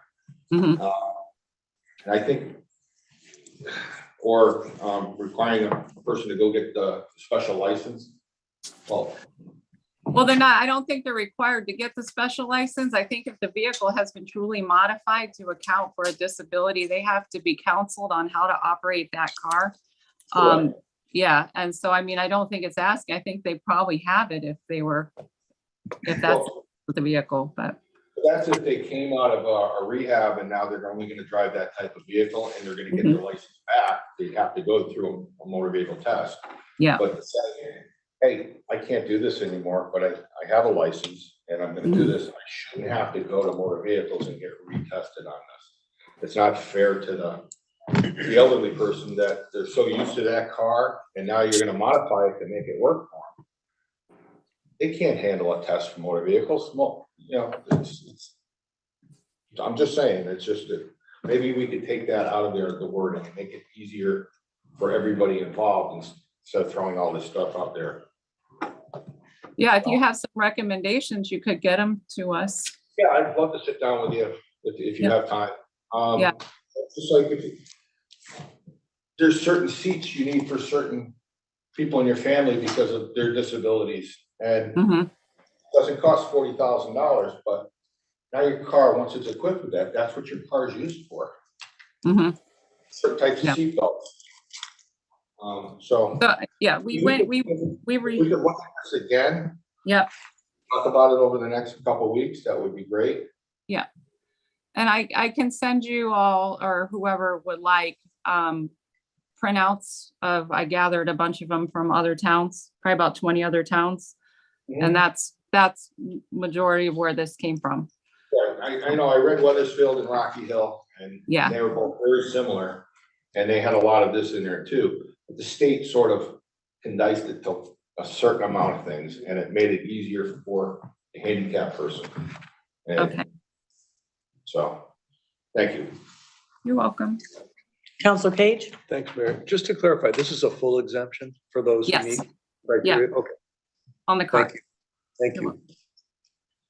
Fauna, in terms of the exemption pieces and all four of the ordinances, is the general statute essentially like the minimum and then we decide from there? Like, do we have to abide by those amounts or how does that work? Which ones are you, which Well, amount? I mean, so for the one that we're talking about now, it's a full exemption. Is that set by general statute? It's just that they get any vehicle. Okay.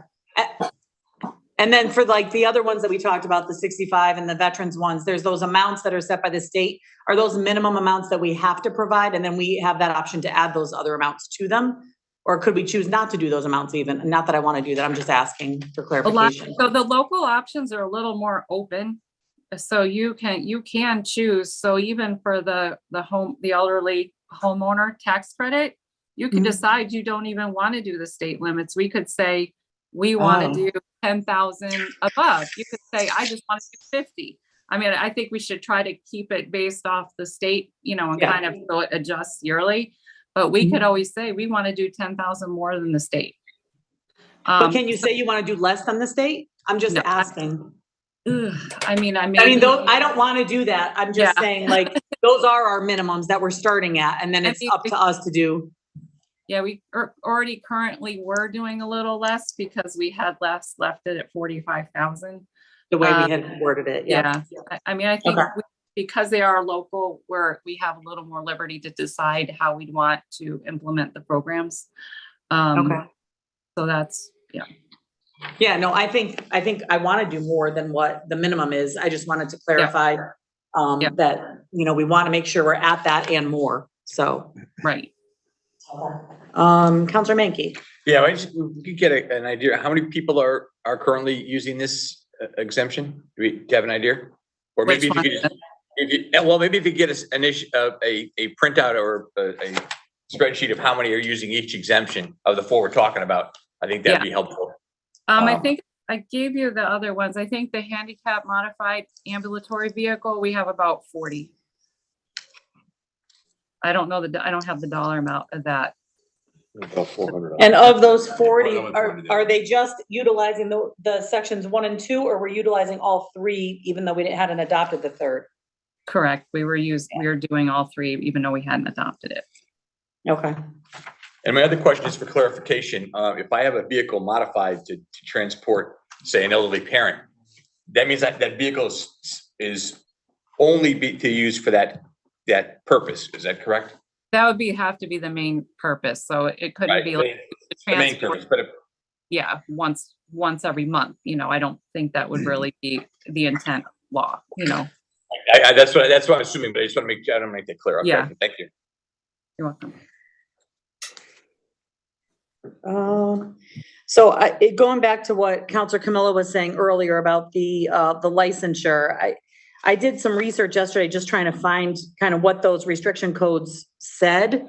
And I'll be honest, I was on the DMV website for about an hour and couldn't find those restriction codes anywhere. What comes up is CDL restrictions, and then there's endorsements. So then I did find the restriction codes, but it wasn't through DMV. It was through Center for Aging or something, I think. Okay. Department of Aging and Disability Services. So that's where I found it. And it talked about the driver training program. It talked about, the vehicles that would be used in the driver training program and the types of modifications to those. And so some of the modifications listed in the training vehicles were hand controls for operation of gas and brake pedals, spinner knob steering control, left foot accelerator, right hand turn signal lever. Well, the instructor's dual brake, I don't think, other than the instructor, we wouldn't need that. Automatic transmission, and then power steering, brake, seats, windows, backup rear view cameras, and mirrors. So those were the things that were listed on the state website under the training vehicles used for the testing. So when I read the policy as proposed, or the ordinance as proposed, it looks like we would be limiting the, well, I guess the ambulance type vehicle says, but not limited to, but then under vehicle owned and operated by a disabled person, it says at a minimum, the vehicle must be equipped with an automatic transmission and full hand controls for the operation of gas and brakes. So if someone doesn't need those controls, but needs some other modification, like a left-hand turn signal or a left accelerator, that person wouldn't qualify under the way this is written? No, we would do we would do those modifications. We can take that sentence out. It's only one, looks like it's only. Yeah, I guess, because I'm reading it and that was a little confusing to me when I looked at it. And like I said, the driver training program, when I read kind of what's involved in that would be extremely restrictive. I'm guessing, and I don't know, the 40 people that are currently accessing this benefit, I don't know how many of them are under that number 3, but how many of them have that endorsement or restriction code, and would they? We don't know because we hadn't been asking for anything. So, but we can take that sentence out. Okay. Yeah, I would recommend it. Just get rid of that. And then that takes care of that question. Yeah, because I mean, we are asking in this ordinance for a physician's note, right? That says it's a permanent disability, states the modification that's necessary. I thought there was a third piece to it. Yeah, okay. Okay. One other thing. Counselor Camillo? Ambulance type vehicle, how about handicap type vehicle? Ambulance to me, you're in it once in a while to go to the hospital, but you're handicapped, you can still get around. You're not ambulatory. That comes out of the statute, right, Fauna, or no? Which portion? Where is he getting that from? The top portion? Name of it. Yeah, the title of it. The ambulance type motor vehicle. Yeah, that's the name of it. That's the name of that section. Can we change it? I mean, we're changing everything within it. That's actually the name currently in our code. Okay. Yeah. That is the statute, and actually, the statute itself actually calls it out as item 1 any ambulance type motor vehicle which is used exclusively for purpose of transporting any medically incapacitated individual except such vehicle used to transport. That was why that was created that way, because that was the only section that we were referencing at that time. Right. If the council chooses to rename it to more adequately reflect what we're proposing, that can be done under our code change. Yeah, if we're gonna change all that, let's make it, you know, we're here to help the handicapped and the disabled, not ambulatory. We can call EMS for, you know, or they can. And just additionally to that, while you're discussing it, the statute specifically requires you as the legislative body to define the vehicle. So just understand that the discussion you are having is related to the entire ordinance that way under the statute. What is that noise? I'm sorry, we got a really weird noise going on. It's gotta be something with the cleaning crew, right? It's odd. It's, I thought it was someone singing in the background for a moment, so it's a little strange. Yeah, I keep hearing something. All right. Any other, Counselor Mankey? Well, can we have these with our comments? Could you rework these and send them back to us so we can again look at them? Yeah, and if anybody has anything else they want me to look at, you know, probably let me know in the next few days so I can gather data and get you numbers together or update it before next time. That'd be great. Thank you very much. Just utilization. One more question. And I'm asking this, I did see this language. I looked at several of the other like surrounding town ordinances too, like Berlin, Rocky Hill, Weathersfield, Cromwell. So under, where am I? Under definitions, number 3A, where it says modifications intended to render the vehicle more comfortable, but not necessary to permit it to be operated by its permanently disabled owner should not be sufficient. That just felt weird. Who's gonna judge if it's for comfort versus need? I mean, would that be based on physician's note or would that be? That was taken from the West Hartford ordinance. So, but yeah, if we have the doctor stating that it's necessary, we have some situations where maybe they're applying and the vehicle just has running boards. So, you know, stuff like that, you know, you got to consider, do you want somebody applying for this that maybe just has running boards on the vehicle and it's exempted? I have running boards on my truck. You know what I mean? You know, I'm sure some people have running boards. So when you're writing these, you have to really think about what do you want to allow through? You know, what is the intent of this? And who do you want to be giving this to? So when we're removing something, anybody can try to apply for this, get the notes from the doctor, whoever wants to do this, but you got to just remember what do you want? Who do you want to give this to? Who do you want to qualify when you're reworking it? So I tried to go with the more stronger side, and that, you know, the intent of this is to help people out who are disabled, who have to go through all these things. And I did try to look at other towns to see what they had. So, but when you're reworking them and you're thinking about it, you have to decide who do you want to get this, you know? Right. Okay. Oh, Counselor Camillo again. And I get the running board thing. Years ago, we had a few customers that were a little large, and they were trying to get in their Grand Ams, and when they did, they pulled themselves in with the steering wheel, and they'd break the steering column over and over again. And finally, we told them, "You need a truck.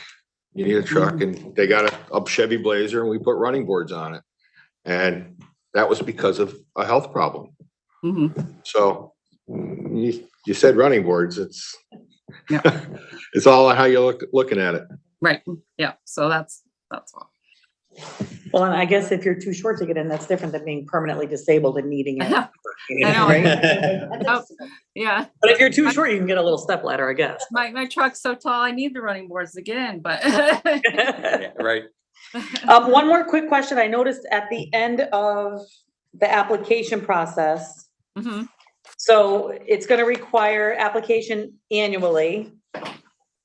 But the doctor's note is only at the initial application and then as deemed necessary if there's a reason for it, right? Right, yeah.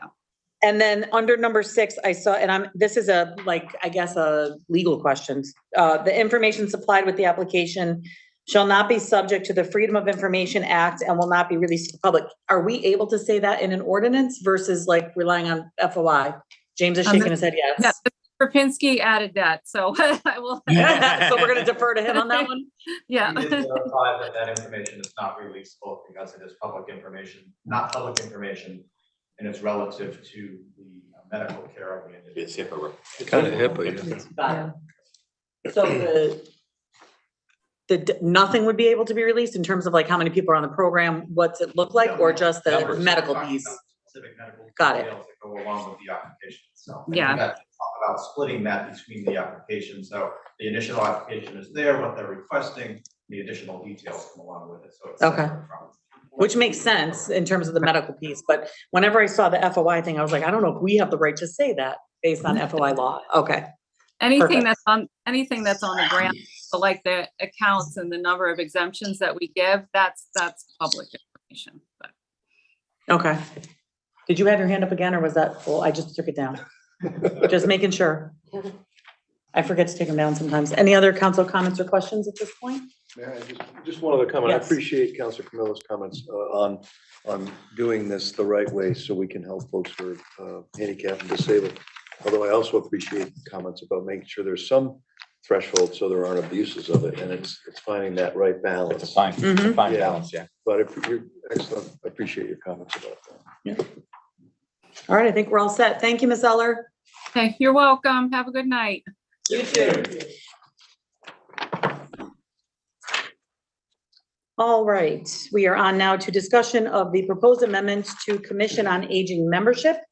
As you all recall, when we did revise our charter, the Commission on Aging and Disabled, we had taken the specific membership numbers out of the charter, as many of our commissions and boards were having difficulties with quorums or membership, and we wanted to allow them the opportunity to come to us if they needed a change in order to be able to meet regularly and have quorums. If they felt they needed a change to membership, we would be able to make those changes through ordinance instead of having it tied into charter, which is a much more difficult process. And so during the January 4th, 2023 meeting of the Commission on Aging and Disabled, a resolution was passed by the commission to outline the difficulties of holding meetings due to the lack of attendance. The adopted resolution requests that the council consider reducing the membership of that commission from 9 members down to 7 members. And so we are looking, we're going to open it for discussion this evening, and then we will move it for consideration of action to the February 28th regular meeting. Anything else, I do have Ms. James? Trevathan online with us as well. Oh, hi, After Jamie. a couple of short starts on the commission, they did finally pass the resolution requesting the change in membership. As you can see in their resolution, it was requested from 9 members down to 7. Mhm. But I'll leave that on to Jamie as to how well that passed through the commission. Hi, Jamie, go ahead. Let us Hi. know what happened at the meeting. So the discussion went very well at the meeting. The commissioners, at the time, we had 5 commissioners, only 5 commissioners appointed to the commission. And there was a 9-member commission, so we needed all 5 to attend in order for there to be a quorum. And the commissioners had been all on the commission for quite a while. They experienced a period of time where we were unable to meet for a good over a year, just because we were unable to have a quorum, and they understood that that caused some disruptions with the operations of the Senior and Disabled Center. So they were unanimously on board with requesting that the town council consider making this change to the ordinance to reduce the number of members from 9 to 7. The resolution passed without issue, and the commissioners agreed to forward the request to you. Okay, and I know you were a big advocate during the charter revision process, coming forward to talk to the commission to let them know that you were having those difficulties, and that taking the membership out of the charter really probably made sense so that these things could be addressed. So I know that was a big discussion during that process. I see a few questions. Councilor Menke? I just have a process question. If there are 9 currently members, how do we get to 7? You'll be doing an ordinance change to reduce the membership that's currently in the code from 9 to 7. Okay. But what do we do with the But what do we members do that with are the 2 currently extra serving? members? I do not believe, and Jamie may be able to back me up on that, I do not believe they have a full. Okay. So this one's We do easy to not. do because it's not a full membership. This is one. Correct. We currently have 6 members, which is the most members we've had in over 3 years. So we would still require the 5 for a quorum, but there would be no problem with eliminating the 2 vacant positions. Okay, good. Is the current membership though going to afford the proper minority and majority representation Yes. if we drop the number? Yep, we'll still have the requirement that on a 7-member commission, you can have no more than 5 from any major party. Right, okay. Yeah. So The those understanding of 6. what majority is Yeah. versus the actual statute. Minority representation simply represents the maximum amount of members Right. that can sit on that committee. Mhm. It can always be less. Okay. And the current language with 9 members is how many? 9 members would be a 6-3. So those 6 that are on aren't of one party, I guess is my real question. Just to make sure that we're not, that we're gonna be okay with So that. I know at least 1 and at least 2 members are the minor party right now. So Okay. yes. So we would be okay and not have to displace anyone. Okay. Counselor Nagel? I raised my hand before I found out that Jamie was on the line, so she filled in a number of things that I was going to say. But there has been agreement that within the commission and that's liaison, I've witnessed the agreement concerning this right from the beginning and not just from Jamie. And later on, I'll report about the last meeting of the Senior Disabled Center, which included, in order to make certain there was a quorum, the chairman of the committee actually was in Europe and zoomed in to make certain that the meeting could go forth. It was postponed once. So this would be helpful.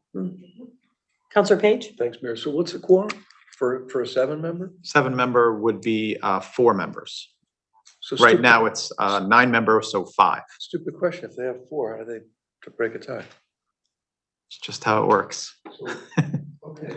I mean, the vote would fail if they had a tie, I guess. Okay. Yeah. Okay, thanks. That answers it. That's a valid question. Well, it works out the same way. If you have a Actually, 3-member it's board, hard to 2 members is a quorum, you can still have a tie. That's the statutes for you. Thanks. Any other council comment, question? Nope.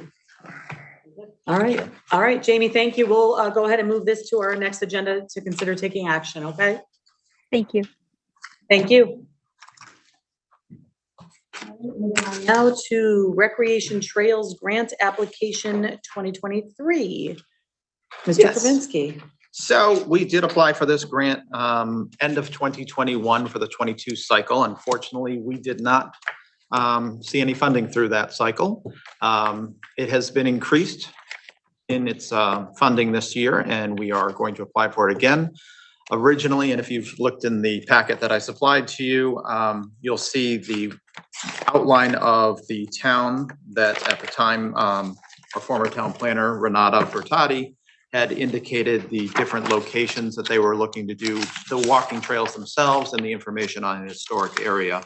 My hope is my new town planner, who started on Monday, will jump into this as well, assisting the Parks and Recreation Department and our grant writer in completing that grant paperwork, and be able to utilize that extra funding that's available from the state. This one, with our passage on February 8th, will allow us to submit the application to them on time as well. Any funding we can bring into the town is a benefit to us. Absolutely. Any council comment or question on this one? Pretty straightforward. Counselor Nagel? Just to make certain we're all clear, this council has seen the previous application, what we've witnessed and gone through all the details. This reapplication is basically or exactly the same as the last one. Is that correct? That we will have some updates to it prior to the next meeting, and that'll be included in your February 28th packet for review. Okay, good, thank you. Anyone else? All right, then we will move this to our next agenda as well for action. Next item is the item that we added this evening, which is the job description Carpenter LT-14 and Electrician LT-18. And I'm going to turn this over to you, James. So we are working on updating 2 positions currently. One of them is our carpenter. He left us in December of 2022. He's with us a short period, so this is a vacant position currently that we are looking to update the jobs and duties to more accurately reflect what they are currently doing. You'll see, and I know I didn't have this in the original packet, so you will see in your packet the original job posting, which was, of course, a wonderful typewritten one from, I'm assuming, our 1980s With packets. the crossouts down below too. Yes. Yeah. It was interesting, and I'm not quite sure why those came out that way. That could have been a scanning issue, believe it or not, because it didn't look like that on my desk. So we have presented a new job description. Now, this draft was as of last week, just outlining the specific duties, and this has been worked on with the facilities director specifically. We've had a couple of conversations with the union regarding it. They've got some questions on some additional asks that we have, which specifically is bullet number 3, which is the assist and routine building maintenance projects such as, and the sticking points right now are the electrical outlets and switches. That's not work that's meant to be completed by the carpenter. They're meant to assist in those instances. They're not qualified to handle the electrical outlets changing, and we would not expect them to do that work without the proper training. It's just meant if you have an electrician who's on a ladder and you're pulling wire for them and you've got to make sure it's not getting caught up so they can complete their work, that is the real purpose of that. So you may have seen that as you go through it, and that may have been a sticking point when you say it's a carpenter, why are they doing that? And that was a discussion we did have, but a lot of the other duties are just the additional support that the member gives to the rest of the facilities department, which is helping with custodial work and cleanup, and nothing ever happens on any schedule. So we wanted to make sure that those specific duties were outlined so that once we do have the ability to post for the position, they do understand the duties that they would be taking on under their new role. Secondly, we have the electrician, and this is a more unusual position for us. So in 2016, we did hire a new electrician. The issue with that was we used a draft job description which never came to the council for adoption. And this is the same job description that he's currently working under and has since his start with us in January of 2017. So this one we are looking to make sure that we update so that his proper duties are reflected. And this is the one that we've had in our book since 2016. So it was an unusual piece to run into. The union representative requested to see a copy of other facilities positions. When we pulled it up, we went looking for the old one that wasn't there. We pulled the posting folder for it, and this was the one we utilized.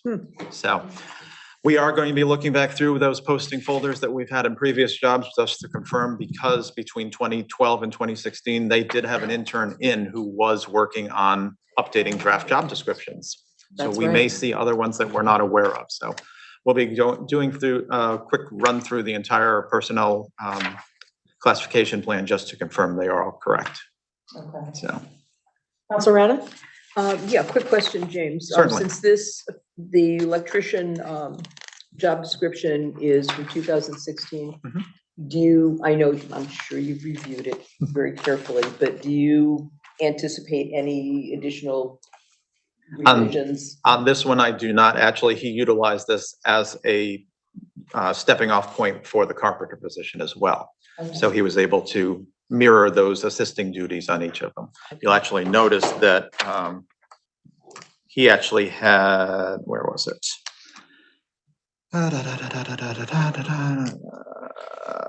Yeah, so you'll see the perform routine cleaning and custodial duties, monitors the building and plumbing, responds to unexpected events, performs work in a safe manner. All of those ones are replicated in the carpenter position as well. You're not going to have a carpenter position with the electrical backups on that one. So nothing that we would expect. Nope. No, at this point, Mr. Salamone indicated there were no corrections that were needed to be made for this. So I don't see an issue going forward. Okay, thank you. You're welcome. Miller? Share equipment with other towns. We buy them together. regionalization's going to happen. And it might be a thought to do it with our facilities people. With Weathersfield, Rocky Hill, and you have your own like contractor, which is 10, 15 people that work between the towns, and we share them. A difficult, Well, with union, you may have a problem with that. just going to indicate with our union, it can be a difficult thing to. Make them administrators, non-union. That will be It's much something more we difficult. really need to look at, because just like Board of Ed, it's not sustainable anymore. We can't keep going the way we're going. Something really we need to look at. You know, fire, police, same thing. We need to join teams. Regionalization, I think, will happen. I don't know how quickly it will be adopted, but I do expect it. We operate in our little world here and they do there, but nobody wants to give up anything. So if you're not giving up, you're doing little by little. You know, we've got this group of electricians, carpenters, plumbers, HVAC, instead of hiring out. I mean, and we actually do both. We do at certain times subcontract, especially if we have, a good example would be our electrician. He's qualified to handle up to 400 volts. Right. He can't go above that. So that would be something we would subcontract on as a safety issue. We could also look at the possibility of sending them out for additional training, which would benefit us as a town. So we have to weigh both of those pieces as we're looking at those positions. right. And I mean, what if everybody had a problem at the same time? It happens. Oh, yeah. You know, but you would have a special fund for that too, to say, call a contractor today. And that would have to come from the town manager, the head of facilities, but there'd be one for 3 towns. Right. You know, one superintendent of Board of Ed for 3 towns. Regional districts that the state currently has. Right. And the smaller towns. And that's really what we need to look at before the city of Hartford comes in and tries to take over us because they ran out of money. And that's what's happening in the bigger cities in the Midwest. So if we do it before they try to grab us, we've got 90,000 votes instead of 30,000 votes. You're asking if we could at least look into the idea of consolidating with another, or sharing the duties with another town. Yeah, this is more or less a done deal, but I mean, it's something we really need to start looking at. Well, we may, I'm just processing this. We may need the job description period, the end, and then as we move forward with budget and or hiring practices and union negotiations, there may be an opportunity to do what you're suggesting, but I'm thinking there's gonna have to be an alignment of a few of those things at the same time. When Keith was here, he met with Weathersfield, Rocky Hill, town managers and mayors, had lunch every other month with them. And that was the beginning, and now we have a new beginning. Good right now. Counselor Mankey? Just a question, we have one carpenter, one electrician? Correct. Okay, if they're on vacation or something and we need a carpenter or electrician, we get a contractor in? Subcontract. That work, correct. One of the ways We could, instead of subcontracting with a contractor, just see if Weathersfield's guy is free or Bramwell's guy or Rock Hill's guy, and That's The difficulty of that is the fact that the union It's still a has union. first okay, yeah, I guess, refusal to handle that work, and if they may have somebody else who's qualified within the Board of Ed side, they have the opportunity to pick that up. So There's some coverage. I mean, There are. there's- So there is that overlap, but it's always within that union section. Thank you. Any other comments or questions? If not, we'll move these job descriptions to our next agenda for consideration. Okay. Moving on now to written oral communications from the town manager. You know what? It's been quite busy, specifically, well, Mr. McGovern, we do have the meeting set up for. We have been in discussions and proposed settlements with the union currently on the prior MPPs. Of course, I've been working with the finance department on preparing the budget for supplying to you on the first week in March. It's not pretty right now. I'll just give you that little heads up. We are working on looking at a couple of options inside of it, so hopefully we'll get it into a much better frame.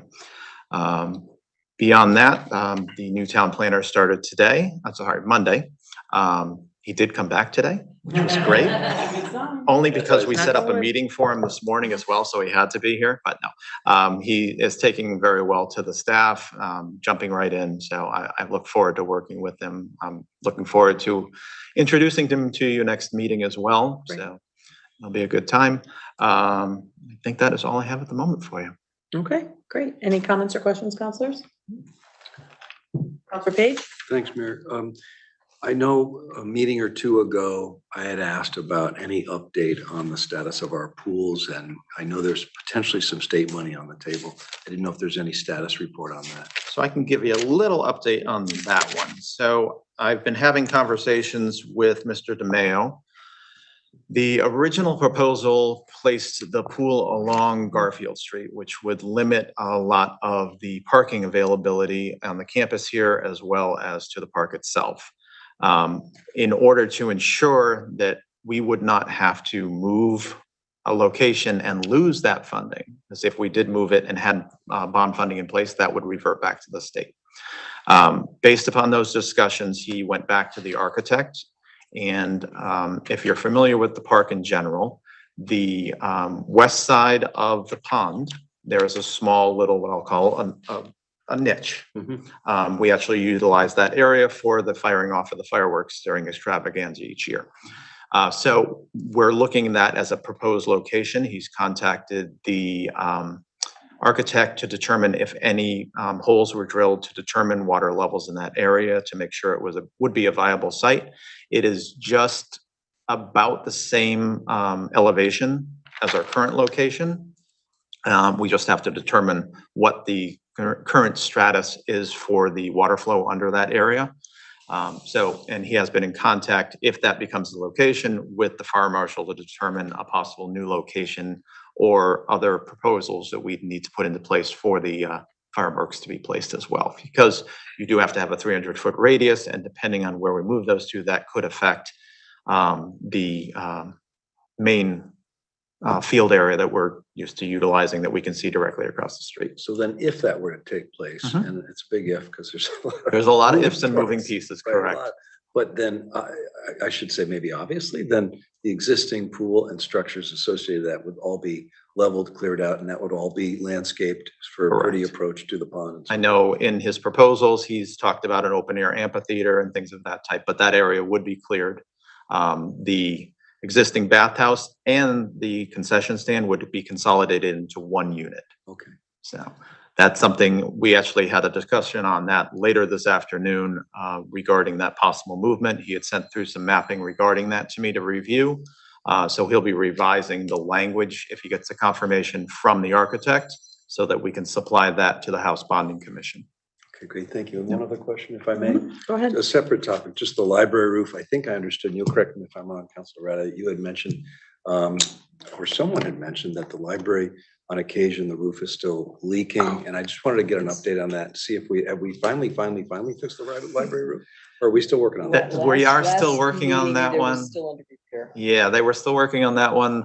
And I know they still have the spackling to do in the area as well. There's just, based upon all of the different angles that apply to that roofing system, there's always one that hides. Okay. They've been trying to mitigate it as much as they can. They've been up with underneath in the sheathing area. They have noticed some other holes and things that they've actually sealed properly. And that stopped it in certain areas, but as we know, water always wins.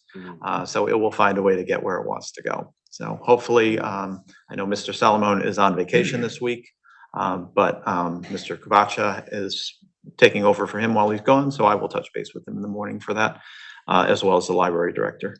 Well, thank you, and thank all the staff working on the pool issue and the library roof and everything else. Thank you. Councilor Camillo's indicating he has something to offer about the library. The roof isn't leaking at all. It's the skylight. And Something in that area. We've actually looked at the flashing. We did some resealing on that one as well, and we're still getting it's definitely something around the skylight, and that's why there's a problem. The roof was repaired, replaced, and realistically, they should just get rid of the skylight and put some fixtures inside.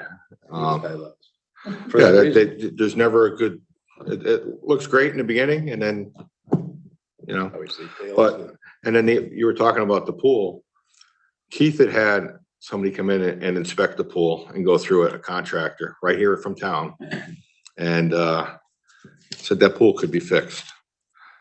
It's more of a want than a need. So just to the east of the pool, north of the playground. When the playground was done, all the plumbing and wiring was done for a splash pad. So you got a splash pad, you fix the pool, and you make it handicap accessible. And you're talking $1 million instead of $10 million. We can fight that another day. Yeah. I want to go back to Council Rada because she did have her hand up. I was just indulging you on the library roof. If you could just hold out with the rest of your comments, Council Rada. Yeah, any further update on the Churchill pool? That one we're not addressing at this time, specifically due to the elevation of that site. The additional ADA compliance that we need to handle with that at this time would cost much more than what we're looking at currently at Mill Pond. It is on the back burner, trust me. No, I have people that have asked me about both of these, and I know. My understanding That's a from the huge chunk to superintendent undertake. is they will be open and operational this summer. I don't expect them to go away even if we are building the pool in the alternate location. That pool currently that's there will remain in operation through the project until it's time to take that down. Now, when we were kids, there was no pool there, and we actually swam in the pond. I did too in East Windsor in the reservoir, so I'll take a pool any day. I won't do it now, but. Back to you, Council Camillo. There was a big water leak too at Churchill. It cost them $30,000 to fix the leak. And it wasn't millions of dollars worth of water, because for every 500,000 gallons of water, it's $2,000. So I don't think the pool holds 500,000 gallons, but Billy likes to makes things sound like it's emergencies, but they're not. So thank you. All right, anything else for the town manager? We'll move on to council liaison committee reports. I attended the Senior Disabled Center meeting on the 8th. Aside from what was previously mentioned, there are many activities that are going on at the Senior Center for seniors to take advantage of, most popular being pickleball. They also have training sessions with a professional, supposedly pickleball player, which seniors can contact them concerning that. They have also purchased, but it is yet to come in, it may be in as I speak right now, equipment so that they can have their meetings at the senior center as opposed to other locations. I think I mentioned at a previous meeting that it is exactly like what the library is now using to broadcast and have hybrid meetings there. And it's due to be in any day. They also plan on using this hybrid technology for having seniors at home being able to participate in activities that are going on in the senior center as well. They're also working with the health district in terms of acquiring a grant involving COVID education. If indeed it goes through, it would be campaigning towns for people to take advantage of it and to be aware of things related to that. And it would involve not only Newington, but the other towns that are in the health district. Also, important to note that the senior center will help seniors fill out forms for energy assistance. They do not run the program, but they will help seniors to see if they're eligible and to fill out those forms if necessary. They had a building problem having to do with pipes, as other buildings have, and even homes within recent times. That was fixed in a very timely manner. And they're quite pleased about how that happened, and things were taken care of by the town. I also attended the library board meeting on the 13th, so this is fresh news. They too had a problem with a pipe bursting in the men's room, and we're pleased that indeed the town came and helped repair that. And the work you were talking about earlier in regards to the library, I was reported that it is coming along, and the head librarian said she's crossing her fingers that it may be repaired by the end of the time, the end of the week rather. In their rendition that they plan on presenting for renovating the library, they discussed about not having skylights in it, which was in the general thing that was presented to the town a number of meetings ago. There are many winter programs going on. You can register online to find out details about that. They are upgrading their IT program. So there are new computers of one sort or another for staff, as well as within the library itself.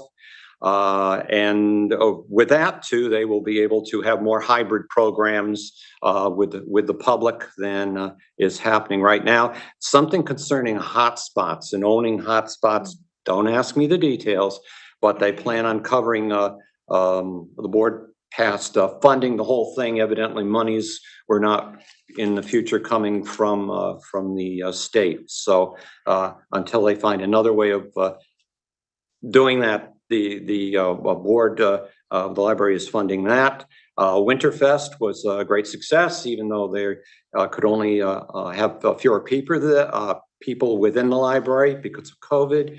It was reported $11,000 was raised. One of them was a large donation from an individual as well.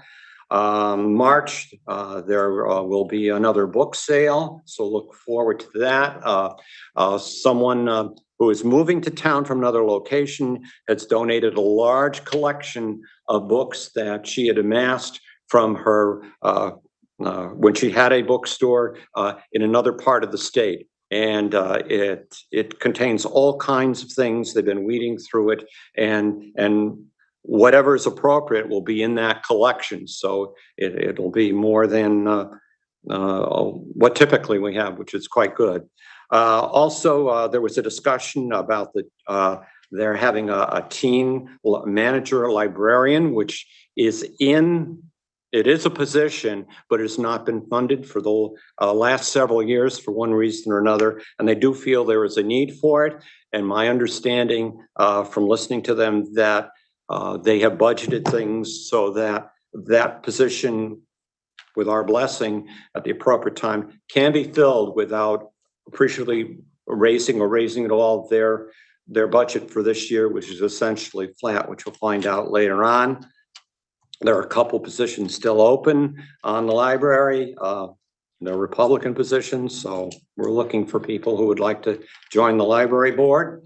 And they may go to me or to the Republican Town Committee Chairman to see how they can get on that. There was extensive conversation about the process of bringing stuff to the council with a more specific look as to what the library envisioned and something on the order of a lookbook, something that will not be like we previously had as just a general, this is what we wish for, but more of a rendering that's more specific with details of what they would like. They, through their conversations, yes, they have an understanding that what may be presented as a rendering for you to have a better understanding of and for the public may not be the final product.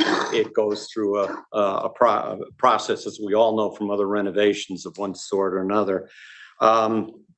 They did approve of spending money, which is there in a pot. James, you can hopefully attest that there's an amount that is still aside for renovation from before to use. I don't know if this has gotten back to you yet, to use for helping to do a rendering and a specific pamphlet, lookbook, whatever you want to call it, to present with you, as well as in the future doing a presentation to explain that in more detail. So it does go on, and one agreement is that they really are not just falling back, that they do want to go through a process of seeing if it can be figured out for them to have renovations that they've been waiting for so long.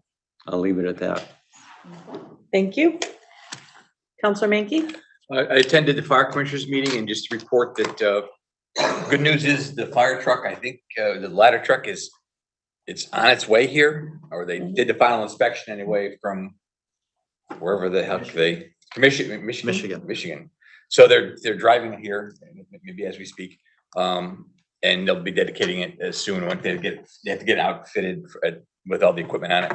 And they also are. We talked months ago about their fee schedule, and they have hired a company that will be doing their billing. So that should start within the next couple of months. They picked a contractor, and it's a 1-year contract. They're going to try it for a year and see how it goes. So that should be moving forward. On the town manager search, the search is continuing. The committee got the application profile, the application brochure or whatever it was. We went over it extensively. We sent it back for some modifications. We did get a second second look at it. I apologize. I got it. It was over the weekend, and I didn't get a chance to look at it. But we will look at it, and the committee will meet again, hopefully within the next week. I'd like to get this out to council as soon as possible, so we can go ahead with the process, because that's the beginning of the process. But we want to make sure it's done right. We don't want to just send it out based on to get it fast. We want to make sure to get it right. So I think we're still working on it, and we will be working on it the next couple of weeks, next couple of days. Okay. And Thank that's you. all I have. Counselor Rada? Yeah, just 2 clarifications regarding the library. The spring book sale is in April. And I have the dates at home. I can bring them next time. And it will be a Friday, Saturday, Sunday, as we normally have. And Winterfest, again, clarification that with all of our expenses, we made somewhere north of $9,000, which the treasurer kind of gave, broke it down over the years, and that for having a smaller event this time, that we actually made more money than we have in a couple of other years when it's been a little more expansive. And I know Councilor Budrako and I were slinging sandwiches and desserts. People seem to really have a great time. Counselor Donahue? Yeah, there's just tagging on to the library thing. This Wednesday and next Wednesday, there's a great program. Next Wednesday, or this Wednesday, is how to shoot and capture video using your cell phone. Oh, cool. And then the following Wednesday is how to edit. Oh, cool. Which is great. You'd think I know how to do a NCTV, but I have no clue. So 2 great programs. We tried to get it recorded for NCTV. They didn't want it recorded, which was weird because it's about recording. So, Go figure. But, it looks to be an excellent program. I reviewed this stuff. These kids with their newfangled stuff, they should be good. So just an event happening. Okay, thank you. And this Saturday, company number 1, Scout Troop 347, 1347, 7 are bottle and can drive. Okay. 9 to 1. Save your bottles. 9 to 1. All right. All right, I don't see any more hands up, so we'll move on to public participation. Any member of the public may come forward. If you're in the room, feel free to come forward and state your name and address for the record. We ask that you limit your comments to 3 minutes. And if you are online in the Zoom application, you can raise your hand in the participation window or on your phone by dialing *9. And we will take turns within the room attendees as well as online. Welcome. James Wilson, 1271 Main Street, Newington. I came down tonight because I was told about the changes in the amendments for the vehicles. And I'm glad to see you guys did your homework, because the person who wrote that didn't do their homework. I've been dealing with this for over 25 years with my son. And a lot of these towns are outdated, the state's outdated. But what was written is, I'm gonna put it politely, against everybody with every disability there is. Totally disrespectful to people with disabilities and what they need. Hopefully somebody can educate the people who wrote that a little bit better. I'm willing to assist you if you want. You guys all know how to reach me. So, thank you. Thank you, Mr. Rose. Thank you. All right, I do have a few hands up online, so I'll go to the first caller online, Ms. Lyons.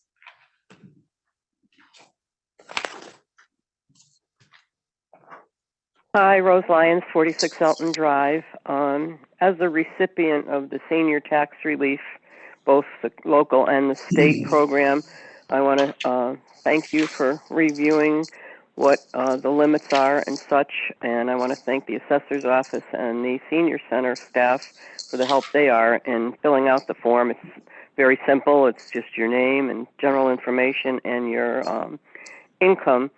I want to thank also Councilor Menke for asking the question about who pays for the state program. And as I suspected since 2018, as was said, the state stopped paying for the program that they initiated.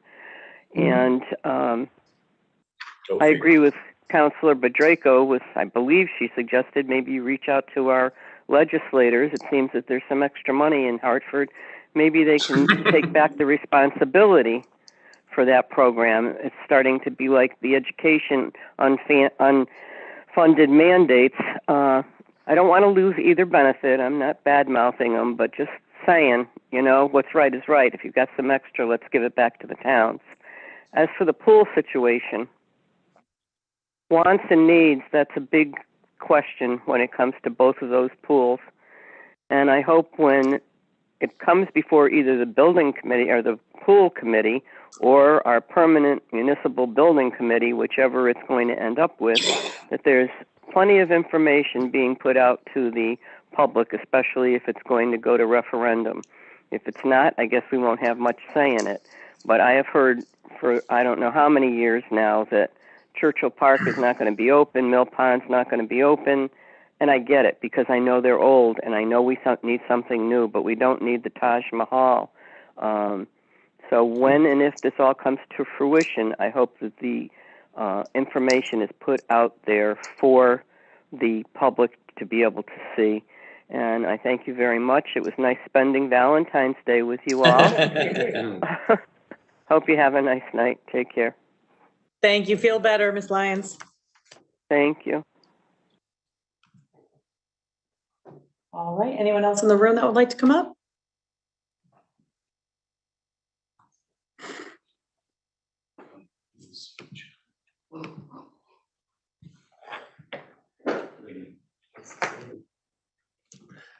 Scott W. 327 Walsh Ave. The disability. Thanks, Mike, for the veteran comment. I don't understand how there's a sliding scale of how much money you make and how much you give based on your income. A disability is a disability. That's the one point I want to say. But with the handicap, the part C of the inventory section, I always look at you. I'm gonna go ahead. The one thing that's missing out of that, disabilities aren't seen all the time.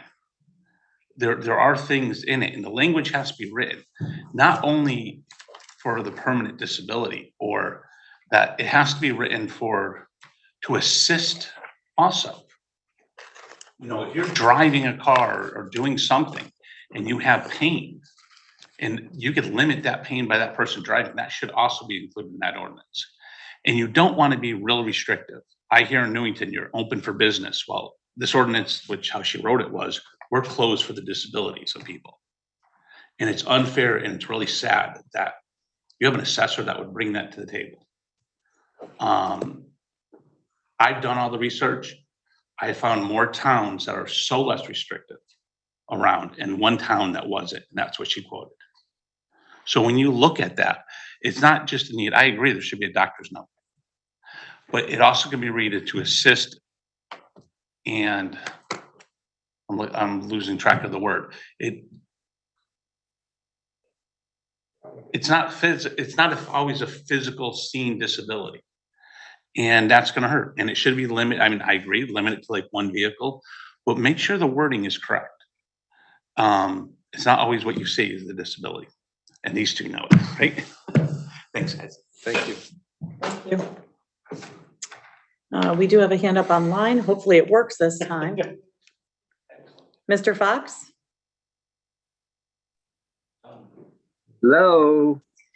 We gotcha. We hear you, Mike. Here he is. Hey, that's good. That's I stayed around. I wanted to make sure I fixed it right. At any rate, I just wanted to congratulate Rich. I know that, you know, how much he has done. I've seen how much he has done. Me being a leader, and also a member of the Friday afternoon corned beef for lunch crowd. As far as Jeff Bound is concerned, I want to paraphrase what Rose had said, that if you can keep your head while all those Bound losing theirs, your name is Jeff Bound. And it's good to see Carolina up on the dais there up behind the mic, adding to the minority representation. As far as Jeff Barron is concerned, he's probably one of the few town hall employees that had more time at town hall than my late wife, my dear wife, did. The Veterans Firefighters Association, of which I'm a member, I want to thank you for that as well. It's overdue. And in October 1979, Cambridge Arms, I fought my first fire. Right next to Council Batter fighting her first fire and her blood. There's a little thing there. At any rate, thank you very much. Happy Valentine's Day. Stay warm. I certainly am. See you in a couple of Bye. All right. Thank you, Mr. Fox. All right. Anyone else in the room? All right, I'll entertain, nope, remarks by counselors. I did that last time too. Remarks by counselors. Counselor Page. Thank you, Mayor. I'll keep it short, I promise, because I know it's 9:30. I had the good fortune to attend a Greater Hartford Interfaith Action Alliance meeting a week or two ago in Hartford with the mayor and representatives from Journey Home and from Hands on Hartford, and representatives, counselors, staff members from many suburban towns east and west of the river. And the topic was homelessness. And I'm just inviting people to think about this tonight as we go forward with our budget. There may be monies allocated in our budget for the homeless folks in Newington. We have homeless people in every town, unfortunately. And the purpose of the discussion at the GIA, it's referred to for the acronym GIA, was to invite all suburban towns, including obviously Hartford, to think about the problem of homelessness and what do we each do as suburban towns in our budgets and with our services to meet the need in collaboration with all of the other towns in Greater Hartford. And so I'm just inviting us to think about that. I know I don't think about it much when as a resident of Newington, I don't think about homelessness in our town, but it does exist. And many times the folks I've learned from Newington or Wethersfield or West Hartford or Bloomfield end up in Hartford because that's where the lion's share of the services are. And yet we still have those folks who are residents of each of our respective suburbs. So I just, I'm having my conscience raised a little bit on this. I'm inviting others to think about it. And as we go forward, if we could get some data from our social services folks and from Janet and from our town manager about how we address that problem, I appreciate it very much. So thank you. And that's all I got. Thank you, Counselor Page. Anyone else? Okay, I'll entertain a motion to adjourn. So moved. Moved by Counselor Mankey, seconded by Counselor Camillo.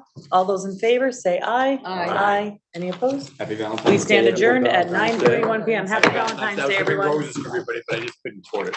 Oh, you're gonna make there.